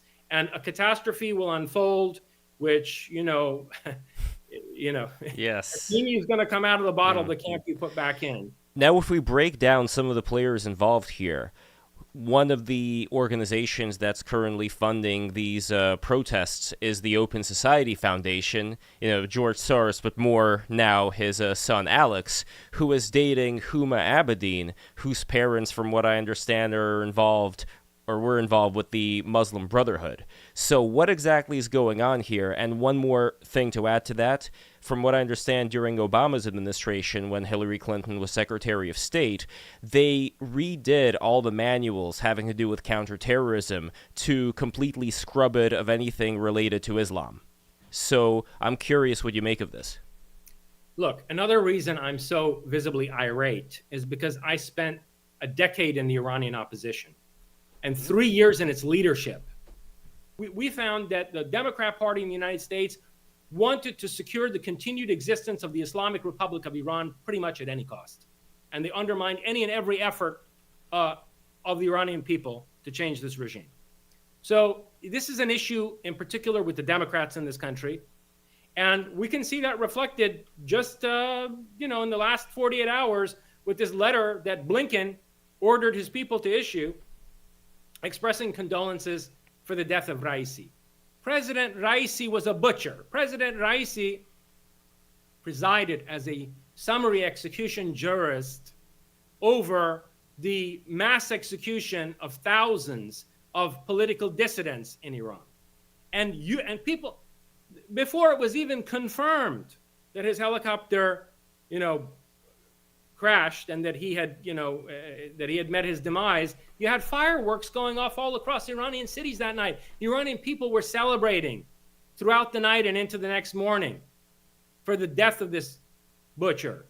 And meanwhile, the U.S. State Department issues its condolences for the death of Raisi, right? And the U.S. State Department allows the American ambassador to the United Nations to stand together with all the other members of the Security Council in a minute of silence for Raisi's death in the United Nations Security Council. The Israeli ambassador put on a fantastic spectacle the other day, about a week ago, when he walked up to the podium of the General Assembly. And he took the UN Charter and he shredded it in a mini shredder right there at the podium of the General Assembly after the UN General Assembly condemned Israel. Okay? It's gone too far. The International Criminal Court issuing a request for arrest warrants for Netanyahu, Prime Minister Netanyahu, and Defense Minister Gallant, when at the same time this International Criminal Court has completely turned a blind eye to all of the other genocidal political leaders in Afghanistan, in Iraq during the years of ISIS, in various parts of Africa. It's an outrage. And we're fast approaching a situation which I depicted in my novella, Artemis Unveiled. What was it, 2 years ago? Where Israel and a new Iran are going to wind up at war with the whole world. That day is coming. We are fast approaching that vision of the future, dark vision of the future, which I articulated in that novella. And I'm telling you, particularly the American people need to change course. And these, look, a small group of enthusiastic patriots who went to our Capitol on January 6th with American flags. See, they came with American flags to storm the Capitol. And they're branded as insurgents. Patriots who come carrying the American flag to the people's house are branded as insurgents, and they're tried under the Insurrection Act. You know what insurrection is? Insurrection is when 40 campuses in our country, including all the Ivy League and comparable universities, are taken over by a group that actually has its orders coming from a Chinese front foundation, where a foreign power is organizing these takeovers and doing it in support of an ideology whose maxim is death to America. And these people are burning American flags, right? And calling for the destruction of their own country. That is an insurrection. And these people, as far as I am concerned, need to be rounded up and summarily tried, not in civil courts, because they have stripped themselves of their American citizenship. They need to be tried in military tribunals under conditions of martial law. That's what has to happen in this country under Trump. And if it doesn't, we're fucked. It's over. It's over for this country. And it's frankly going to be over for the West as we know it. So, look, civil war is a terrible thing. But unfortunately, it's going to happen at this point, and we need to make sure that we win it. Well, that's going to bring us to Super Chats right there. I think that you said everything that there is to say about our current situation and what we're going to be expecting. One quick note, by the way, is that the Open Society Foundation and George Soros and all that, they, despite, Soros being Jewish and whatever, have no love towards Israel or the West in general. And that is something that I think a lot of people who are watching this tend to forget. They tend to lump Jewish people into this whole pile where a lot of the horrible things that you're talking about right now, they see them as being the cause of. Let me add something there, Lev. Let me add something there. George Soros has ties in his youth to the Romanian Iron Guard. George Soros has early affiliations to fascist right-wing groups in Europe. Otto Skorzeny in the 1970s, late 60s, early 70s, was doing some things with Mossad in Israel as well. Okay? There are complex business and military industrial connections here all across the world that point to the fact that certain quote-unquote Jews, look, I know you're of the Ukrainian background and that you're sympathetic to the struggle of Ukrainian people, but frankly, the same thing can be said of Zelensky in terms of fascist, ultimately anti-Semitic, right-wing groups using certain Jews in order to accomplish their aims and forward their agenda. And here I would direct people to the research of Joseph Farrell, which I've quoted and cited at length in some of my books. Now, Dr. Farrell is a Russian Orthodox adherent. Okay, so I visited him at his home and we had very nice conversations, so on and so forth. But, Dr. Farrell essentially would consider me a Satanist. Okay, so we are not aligned spiritually and ethically in many ways. However, his research on what he calls Die Spinne is impeccable. Die Spinne, or the spider. a nickname for Odessa, the Order of Former SS Officers, which was basically constituted in 1945 and was part of what we have been introduced to as Operation Paperclip. There was a lot more going on in terms of the importation of Nazis post 1945. They developed a global financial control system and a military industrial network that ultimately has succeeded in capturing the American deep state.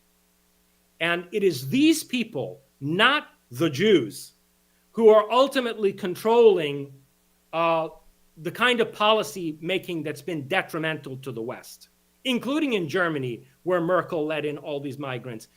If you look at the tentacles around the, let me just say it this way, around the 9/11 operation, they go back to institutions like Deutsche Bank, the Bank of Germany, okay? And you had,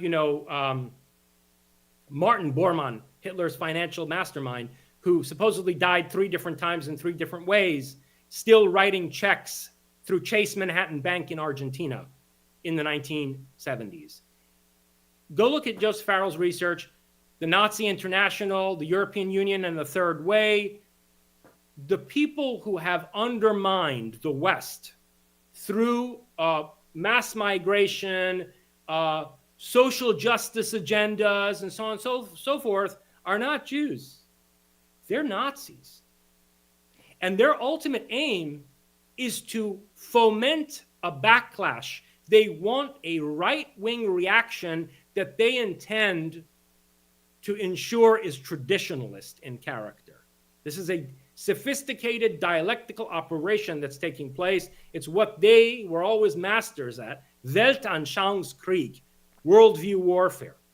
Okay? So that's what I have to say about George Soros and his ilk, is that they're pawns. They're pawns of an SS elite that not only survived the end of the war, it went on to ultimately create a hidden power structure in this world. And its aim is a traditionalist, neo-feudal, hierarchical system that's going to crush the human individual. And Israel is a bulwark against that. Israel and its 300 nuclear warheads. The only thing I could say is that to all the Jews who are still working in, the New York Crimes or any of these, New Republic, all these magazines, I really recommend them to stop being such idiots, because I really do think that, unfortunately, because Jews, as you know, they live in the city, and you can get all kinds of jobs. The jobs you end up getting, the ones that people end up paying the most attention to just because of how information is disseminated, would be jobs in the media. So unfortunately, you have this weird situation where the people, and I do wonder if what's going on right now with these protests are kind of waking some of these people up to their delusions, that those were the people who ended up rising through the ranks, who were disseminating all of this, anti-Western bullshit.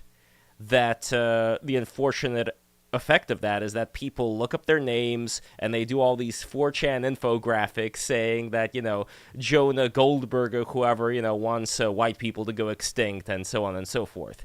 So I don't know, as my final question before the super chats, do you see any way of remedying that? Because it seems like until that's remedied, we're going to have all these people coming out of the woodwork saying no, they're secretly against us. They want to overthrow the West. No, I do. I do see a way to remedy it. I do.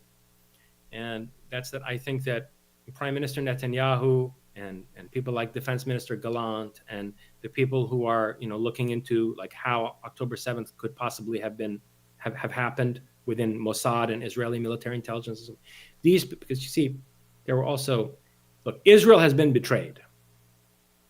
Israel's been betrayed by the kinds of Jews in New York that you're talking about, Jews in LA, but Israel's also been betrayed by certain Jews within Israel. And right now, Israel has to win this war. That's this primary objective. It has to be achieved without hesitation. Israel has to win this war. But don't think there's not going to be a reckoning within Israel after this war. There's a lot of soul searching that's going to take place, and there's a massive purge that's coming within Israel. That's what I think. I think that the right kind of leadership learned a really harsh lesson, and they know that they have a lot of traitors in their midst, and they're going to clean these people out because these people represent an existential threat to Zionism. They represent an existential threat to the continued existence of a state of Israel. All right.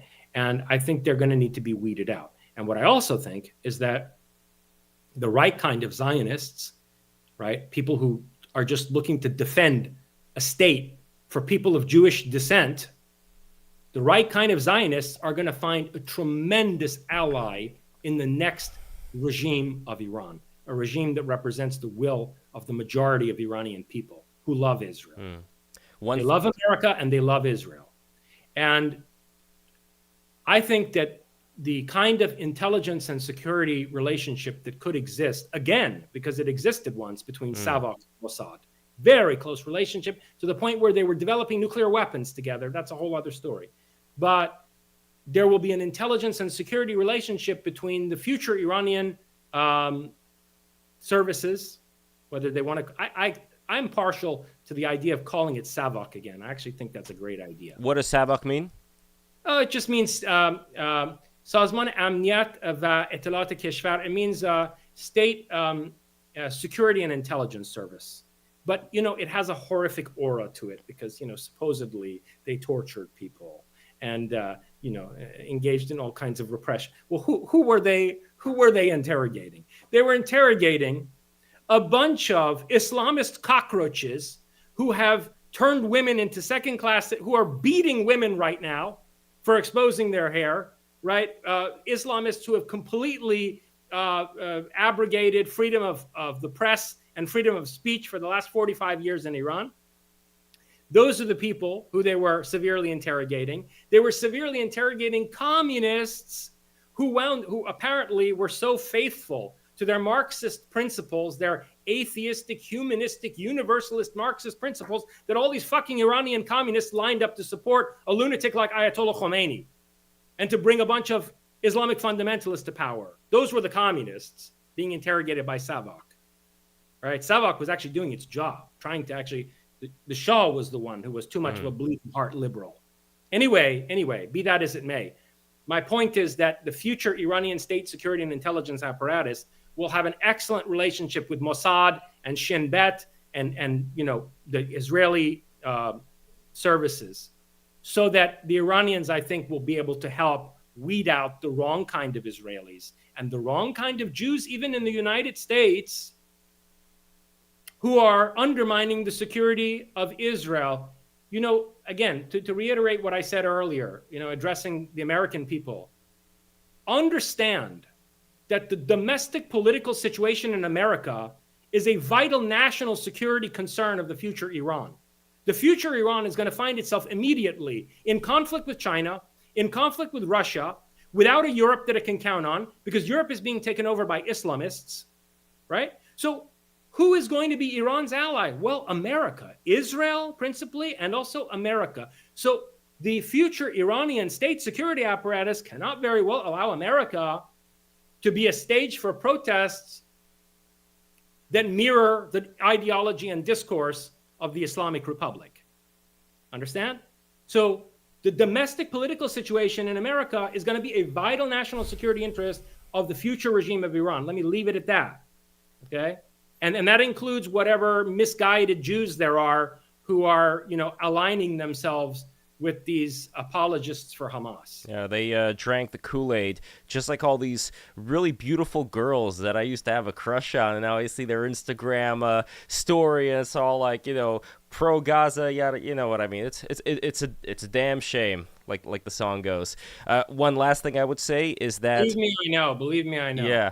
One last thing I would say regarding Israel is that I would highly recommend, I'm sure they're doing it already, for Mossad to take a look at people like Roman Abramovich and look at all the immigrants from Russia to Israel as far as their effect, because Netanyahu himself has had too chummy of a relationship with Putin, and I think that's one of the things that misguided him. Keep in mind how often Russia's government, including Putin himself, met with representatives of Hamas and Iran.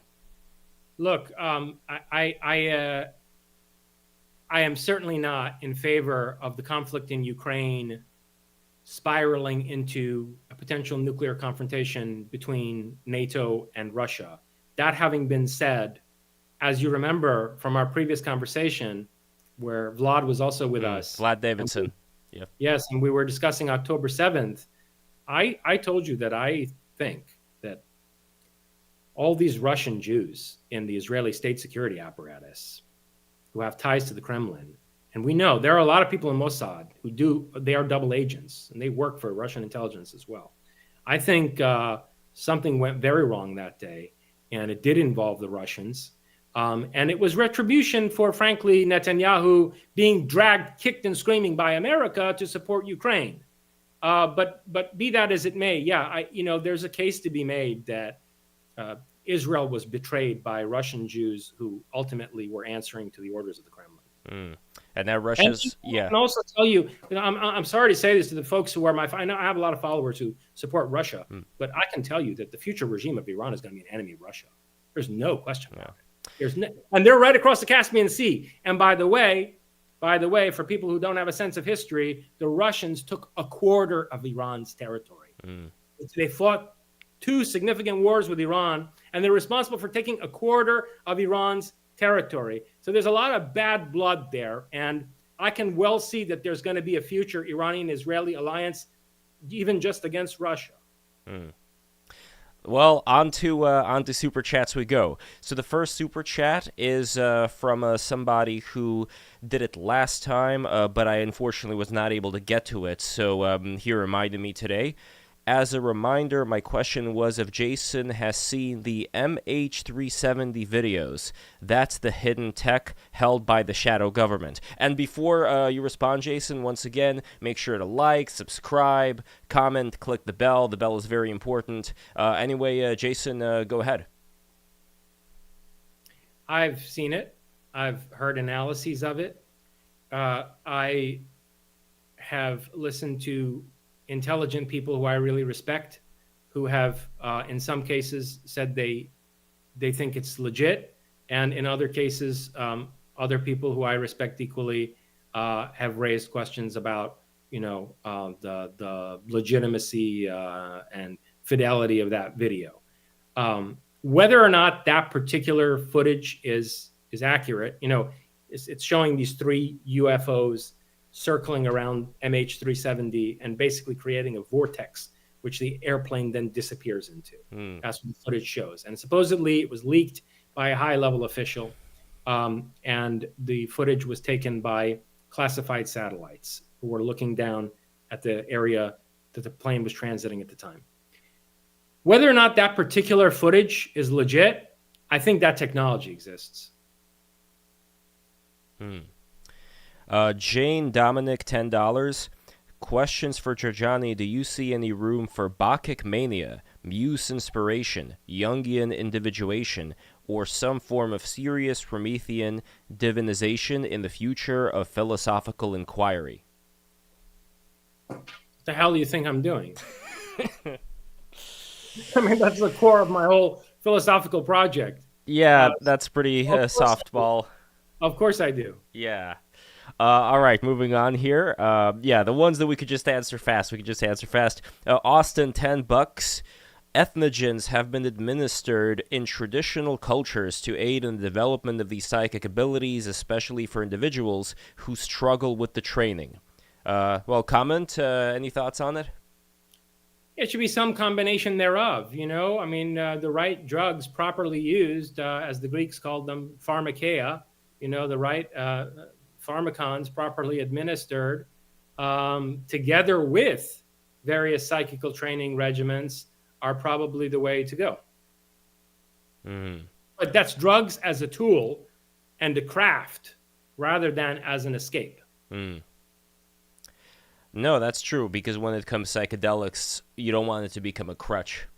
Right. Or an escape, a form of escapism. Cerulean Valley, I don't know if this was a mistake.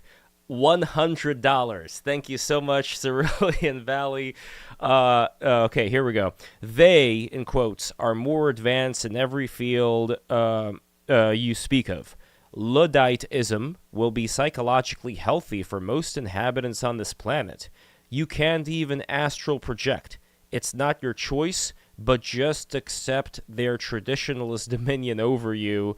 You will lose. First of all, I have astral projected. Second of all, that's perfectly fine if traditionalism is going to be suitable for the majority of the planet. In that case, I'm interested in eliminating the majority that are going to subjugate the minority of people who absolutely do not deserve to have their individuality subsumed by traditionalism. Okay? I am a radically anti-majoritarian person. I'm the furthest thing from a populist you can ever imagine. I am for the individual. I'm a radical individualist who's totally devoted to the defense of liberty and progress. So think again, okay? And I can also tell you that, as I've had to incessantly repeat every time someone asks a question, as if this is a question, asks a question like this, that number one, going back to what you asked me, Lev, about Buddha, right, at the beginning of our conversation. Number one, there's another class of beings opposed to the Olympians or the Devas, namely the Asuras or the Titans. They're in the mix here. And they're very angry people. If you think I'm angry, you see what these people are like. I mean, this is why the Buddhists depicted them as demons. I mean, they're very angry people, very violent people. They've had nuclear wars in the past. You look at the Mahabharata and the Ramayana, and you look at Libyan desert glass and various vitrified stones in South America, you can see the evidence for the nuclear wars between the Asuras and the Devas in the distant past. So to begin with, the Asuras are in the mix. And look, their policy is that they don't want to have to come in and solve the problem for us. They want to see some kind of human initiative. And frankly, it's much better for us if we try to determine our own future course and set the conditions for securing our liberty by ourselves to the greatest extent possible. We don't want to be beholden to some group of Titans or Asuras either. Remember, Prometheus is this rather ambiguous trickster figure who initially betrays the Titans to side with the gods and then turns on the gods to defend humanity, right? So looking at it from a Promethean perspective, I don't want us to be beholden to the Asuras, the Titans either, but they're in the mix and they're very powerful. They're very powerful. They're the reason why there's not a biosphere on Mars anymore, okay? So whoever made this statement is forgetting that. And what's more important than that is that, quite apart from the Asuras, you have this entity that I spent some time discussing, which I come around to engaging with at the end of Philosophy of the Future, this trickster, this cosmic trickster and its various avatars and emissaries. And that force is so much more powerful than the Devas. And that's why when I talk about phenomenal authorization, I make the point that, look, this trickster sees the movements of the Devas not necessarily like movements of chess pieces across a chessboard, because the game is more like backgammon. It involves an element of chance, a roll of the die. But it's kind of like a backgammon game, except that the trickster can win, but the trickster is interested in the game and the possibilities opened up by the game. Okay? So frankly, the person who made this statement is utterly clueless. Well, he thinks you're a heretic. That's the other thing. Well, I am a heretic. Yeah. Well, he's right about that. I'm more than a heretic. I was born Muslim. Yeah. Right? And you can be born into any religion. I was born Muslim. Yeah. So I'm not just a heretic. I'm an apostate. He gets pretty rude over here, but if you'd like, I can read you his $5 chat right after the $100 one. Let's spend more time on somebody who's all maybe right. The cherry on top. Give other people some. Yeah. Trial size dove. $10 seems to me the birth of humanity is a radically anomalous and finite event, with this entity working to coax as much growth potential from us before that energy dissipates. Say that again one more time. Sure. Slower. So, okay, here we go. Seems to me the birth of humanity is a radically anomalous and finite event, with this entity working to coax as much growth potential from us before that energy dissipates?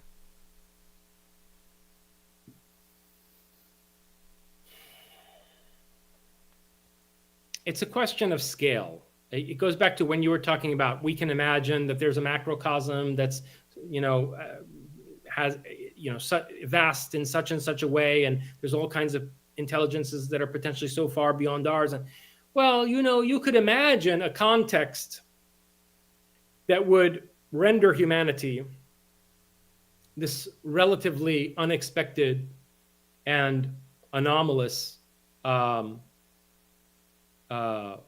phenomenon, which this trickster is taking great pains to cultivate, right? And to nurture, albeit, as a very severe mother. You could imagine that. But again, you're imagining a context for which there's no empirical evidence. And when you look at the literature of close encounters, that's not the picture that we get. I don't want to repeat myself. Like I said earlier, the close encounter phenomenon suggests that actually humanity, or the evolution of humanity into a potentially superhuman species, is at the center of the cosmos, that it's the central phenomenon of existence. Chester, $10. Caw. That is Chester right there. Great friend of the show. Next we have Ashton Milky Way, $50. Sorry, Jason, but how can you look at the Rothschild history of banking and the history of banking in general and say that the Jews are not the ones controlling the system? I think you're foolish for believing in their propaganda. Read Joseph Farrell's books. He also has texts that are specifically dedicated to the history of banking, like the Financial Vipers of Venice. And when you read his work on the development of the international banking system in the context of his tracing the genealogy of what you might call the Fourth Reich, this occulted Reich, which I've written about, you can see to what extent various banking families, including ones of Jewish descent, were assimilated and ensconced by this essentially, I don't even want to call it fascist, I don't know, Nazi, post-Nazi system, right? Joseph's work is what you should look at if you're interested in actually understanding what's going on here. And so I'll just leave it at that. That would be the same author to look at as far as Hitler being funded, because it's weird. Like, I was watching this gentleman on YouTube named Tick History, and he tries to make, well, first of all, he makes the case that Nazi Germany was very socialist in how it operated. But the second thing is that he tries to say, well, Hitler was not funded by any of these rich people. It was a very grassroots movement. They raised their money from the people. That's shit. I mean, look, the Thule Gesellschaft consisted of a bunch of barons and aristocrats, and it's the Thule Gesellschaft that set up the NSDAP as a PAC, as a political action committee to help fight communism on the streets of Germany. So, we know that the planning, the masterminding of the rise of Hitler came from very rich people with international banking connections. Though Hitler himself was not a big fan of the aristocracy, at least from what I understand. There was this lady who I think you met as well at that event that we were at, who talked about how her father was this German aristocrat, he was a general, and Hitler used to pin medals on him in such a way as to puncture his skin. And she interpreted that as being his hatred for this upper echelon. He was a rabble-rouser who had a very specific purpose and mission to fulfill. They used him, okay? And that became abundantly clear to the sad, broken man when he was put out to pasture in Bariloche, Argentina in 1946 and told, listen, Herr Hitler, just paint your sunsets. Leave it to us. We've got it all under control, okay? I think he lived a very sad last 20 years of his life down there in Argentina. And it became abundantly clear to him that he had been played and used by people whose machinations he could not even begin to wrap his mind around. And those people are still in control of our world today. Damn. Well, we're here. We have Finn Brown, $10. So we have two remaining here. Unless anybody sends anything else, these would be the last two. So Finn Brown, $10. Thoughts on the concept of a live player, non-NPC types?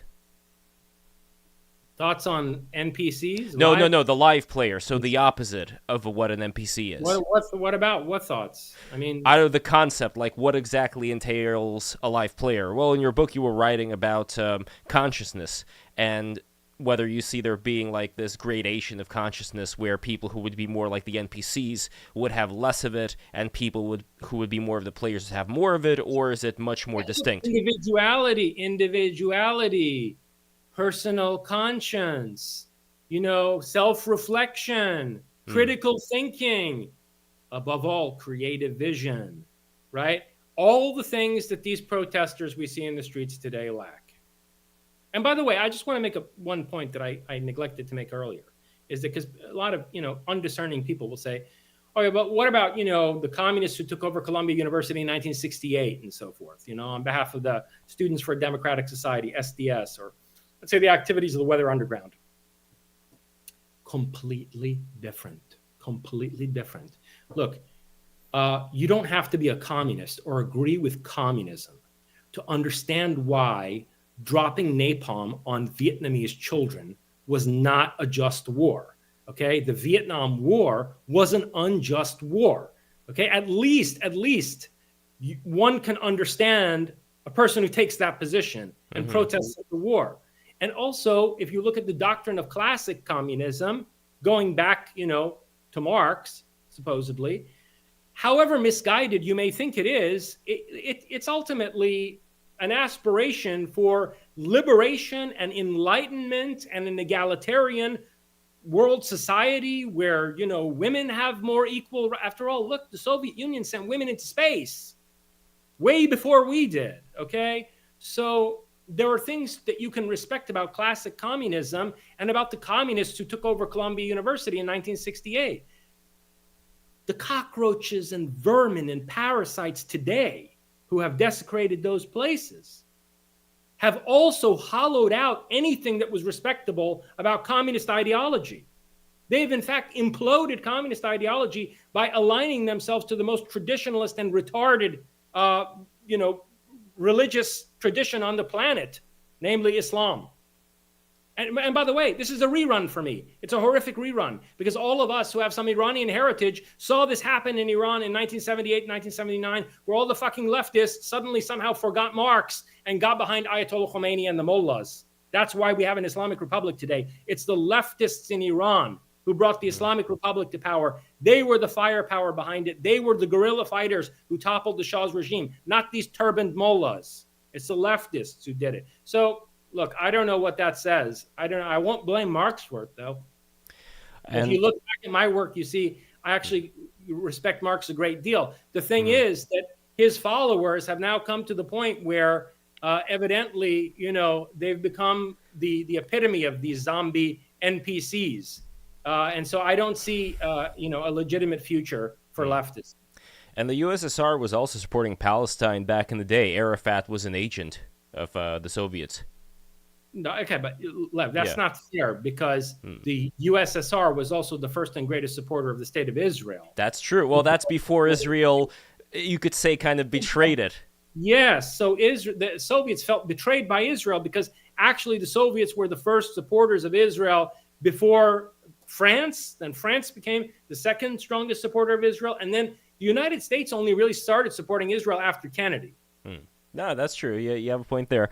So over here, although I do remember reading that the Soviets were also the ones who coined the term Palestinian, but that's like going in a whole rabbit hole as far as where these terms originate from. The Romans coined the term Palestinian. Well, no, I mean like Palestinian in the context of what happened after Israel. As far as like the Palestinian people versus the Israelis. No, I wouldn't be shocked that came out of some Soviet propaganda office. So here we have a Valholm, $10. How does the world that results out of the Nietzschean split of humanity into Übermensch and Untermensch is any functionally different than what the Devas have constructed with their breakaway civilization?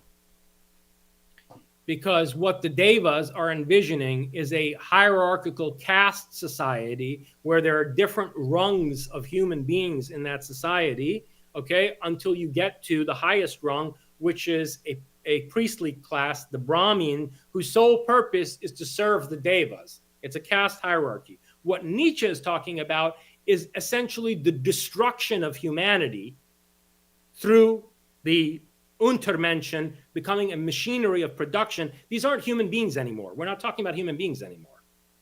It's a completely, and by the way, Nietzsche doesn't describe this at great length because it's right at the margin of what he's really capable of contemplating in terms of how technological advancement is going to alter the human condition. There are a few notes on this in The Will to Power mainly, where you see him describe how the machinery of production, as he puts it, is going to ensconce and transform the Untermenschen into a base upon which the overmen pursue their own destinies.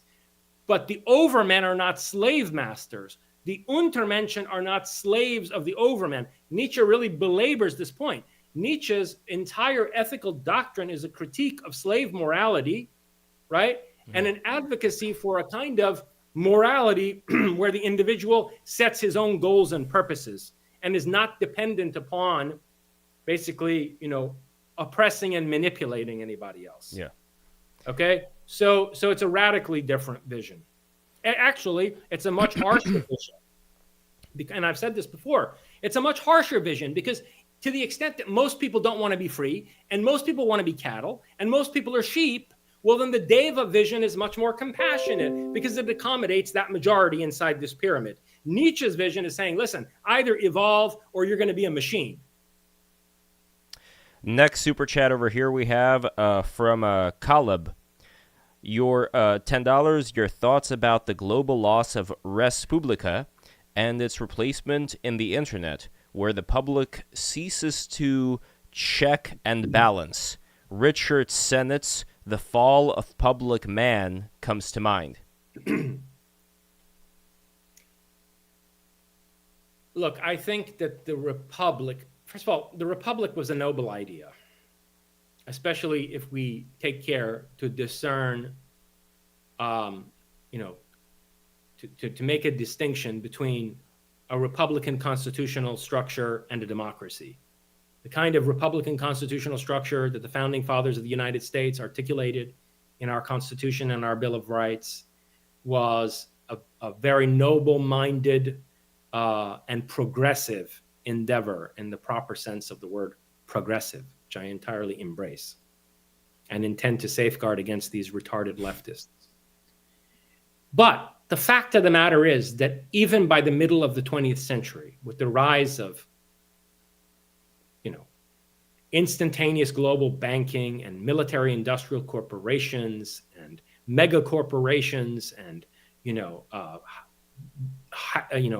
supersonic air travel and so on and so forth, and an attendant global business class, and such developments already rendered the Republic an antiquated form of political organization. That is the case. It was already the case in the 1950s, frankly. And certainly, as we approach the technological singularity, we're going to have to consider a new form of political organization that safeguards the liberty and creative potential of the individual, and that replaces republics, and that replaces nation states as we've conceived of them thus far, right? Now, I don't want that to be any kind of world government, but we need to come up with a replacement for the republic that at the same time, in spirit, safeguards what it is that, let's say, the Bill of Rights of our republic was intended to protect. So I don't see the obsolescence of the republic, of the res publica, as a necessarily negative development. I see it as an evolutionary eventuality. And as far as the internet is concerned, I think the problem with the internet is that the World Wide Web is increasingly controlled by mega corporations, and that what we need to do is develop blockchain networks that use the fundamental substrate technology of the internet in ways that are impervious to corporate and other centralized control. Absolutely. So here we have Ashton Milky Way, $20. How can we possibly prepare for the technological singularity and the coming catastrophe in the next 20 years? Who is we? One of the points, and you've heard me say this before. Yes. One of the points that I always make is that, considering that we have maybe 15, maybe 20 years between us and the technological singularity at this point, I keep revising my estimate downward. There's no way that the world can prepare. There's no way. It's simply impossible. The vast majority of people who are either adherents of Islam, again, I repeat the statistic, given current demographic trends, and by the way, people should remember this every time they call what's going on in Gaza a genocide. The Palestinians are Arabs, majority of them Arab Muslims. There are 22 Arab countries in the world, all of which, by the way, refuse to take in these Palestinians. Okay? And beyond the Arab world, there are gigantic countries like Malaysia, Indonesia, Pakistan, that are host to huge Muslim populations. India has more Muslims in it than Pakistan. Okay? So we are dealing with a population bomb here, which is going to result in it. And by the way, when you think about these people's proposals to turn the United Nations into a global democracy, well, what the fuck would a global democracy be in 2075 when the majority of people on the earth are Muslim? So every time these morons talk about what's going on in Gaza as a genocide, they ought to remember that a Muslim majority on this planet by 2075 means the genocide of every other culture on earth. Because we know, and especially we who have an Iranian heritage know, that what Islam does is genocide other cultures. The specialty of Islam is the genocide of other cultures. And we see it just recently in Iraq with ISIS, what they did to the Kurds. By the way, recently there was a story that made me absolutely incensed, as if there isn't enough to be incensed about. Story of a Kurdish woman who was raped and held captive by ISIS in northern Iraq. And she wrote this book, and she was supposed to give a presentation about it. I believe it was in Canada. And her book event was canceled because they were afraid it would promote Islamophobia. So this poor woman, who was tortured and raped by ISIS, doesn't get to tell her story about what Muslims are like because it might promote fear of Islam. We are living already in an Orwellian 1984 world. It is as bad as that. All I could say is that the people who are afraid of confronting these kind of things get what they deserve. Because if you are not afraid and you are willing to accept the consequences and fight for what you believe in, yes, there's going to be pushback, but at least you could actually sleep at night knowing that you're not going to, be one of these yellow-bellied cowards who just allow all of this to go on. Yeah, but to answer your question, sure, they're going to get what's coming to them. But to answer your question, the problem is this. In the face of the technological singularity, 15 to 20 years from now, how do you expect that the world, or people at large, people writ large, when you say that, are going to prepare for the singularity when increasingly, we have a Muslim majority on the planet, and the rest of the people are either Confucian Chinese, who are ultimately as regressive and inimical to change and progress, and we have Putin with 3,000 nuclear warheads embracing Russian orthodoxy, and then we see what's going on in the West, where there's mass conversion to Islam in Europe, and there's American university students going around chanting "Death to America," slogans from a fundamentalist Islamic regime, and converting to Islam. under the Palestinian flag. So what world prepare for the technological singularity? No. A small minority of people with Promethean foresight and forethought who care about preserving their own liberty and maximizing their own creative potential are going to band together as a group of rebels, like the rebels who set the American Revolution in motion. And we are going to defend our future at any cost. Liberty or death. Austin, $10. Is there any chance that Iran rid itself of the horrific theocracy now in place and restore its traditional empire and dignity as a great culture and civilization between East and West? And that's going to be like the final super chat before that cherry on top that we talked about. But yeah. Of course it will happen. As someone who's worked for that for many years of my life, I can tell you it will most certainly happen. But there is, in that process, an absolutely integral and indispensable role to be played by the state of Israel.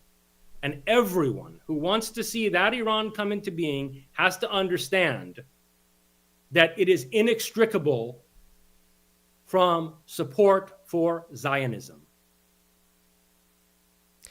Lastly, speaking of that, before the cherry on top, could you please tell, because I know that you said it before, I want to make sure that I got this, because that's the one thing that I missed when I was talking about Huma Abedin and the Muslim Brotherhood. What was the connection between what was going on in the Obama administration back then, and obviously I think the Biden administration is kind of a continuation of that, and what we're seeing right now with these protests and getting rid of the all references to Islam within the counter-terrorism manuals? Well, I think I addressed it already. I told you that from my years of working in the Iranian opposition, where we engaged in significant lobbying activities, at one point I was even sitting with a member of the National Security Council. I can tell you that the Democrats very clearly have a pro-Islamist agenda. And they want to keep, for example, the Islamic Republic in power in Iran. So but what do they get for it? What's orchestrated in that direction? But what do they obtain by taking that kind of position at the end of the day? What's their carrot at the end of the stick? Is it just money? Is it power? Money and power. They get financed and they get to win elections. It's the same reason why they bring, millions of migrants into our country. They're trying to demographically re-engineer our country so that they can stay in power. Staying in power means getting more money. It's just a racket for these people. I mean, they're corrupt. They use political office as a way to amass wealth. That's all it is. They're a mafia, and they don't give a fuck about the future or our children's future. That's all they are. They're a bunch of looters. Now to Cerulean Valley, who's been super chatting all of this time. Cerulean Valley. Now, you said before that you are up to hearing a super chats here, but they do get a little bit spicy towards you. I don't think that's a good note to end on. I think that a better note to end on would be, yet again, for me to direct people to the American Colossus, not just website, americancolossus.org, but also to the American Colossus Substack. We have an American Colossus Substack that features a number of very interesting articles, ranging all the way from commentaries on this catastrophic domestic political situation.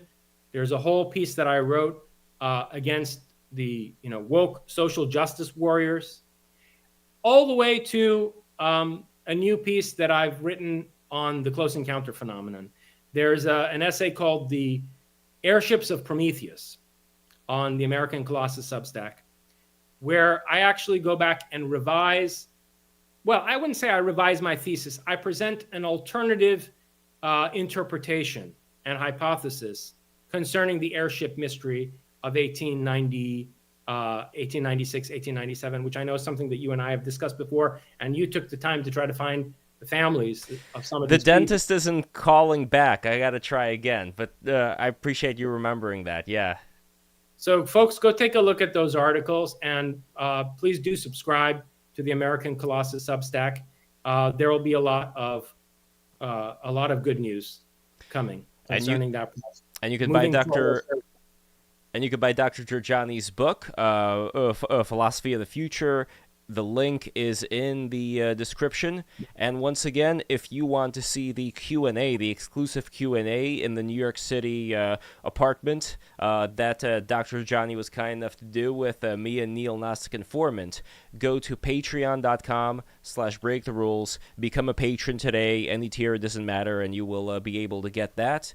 As well as if you guys become a $20 patron and you're in the New York City area, there's going to be all kinds of events that I'm going to be doing on Break the Rules. I sincerely hope that, Jason, you will be a part of some of those events if you're interested. Absolutely, yeah. I look forward to the next Q&A we do when I get back to New York at some point in the summer, yeah. My plan is that I would want to throw certain events where obviously I would vet people first, just to get to know like who these people are, just so they're not crazy people, but then get them, as an audience in this apartment because everything is set up so wonderfully there now, Jason. There's no more tripods. All the cameras are suspended on the ceiling and on the wall, and it's all wired up and no wires on the floor whatsoever. So it's a completely free space to walk around in. I'll be providing White Claws. I'll be providing food. So you guys just come in, attend. There's a rooftop. We can party on the roof afterwards, so it's going to be a great time. So once again, that's patreon.com/breaktherules. I'll invite you guys to some preliminary events before that, just like for all the new people. But yeah, go there. And also the Discord. That's another thing that I don't really talk about that much. But if you guys go to the Discord link that I do have in the description, and I'm going to show to you as well, then you are going to have a good time getting to know some of the other people from the Break the Rules universe. Here is the Discord link. So guys, thank you so much. Be sure to like, comment, subscribe, click the bell. Dr. Jason Reza Jorjani, as always, it is a great pleasure speaking with you. The pleasure is always mine, Lev, and I look forward to hanging out with you again in New York.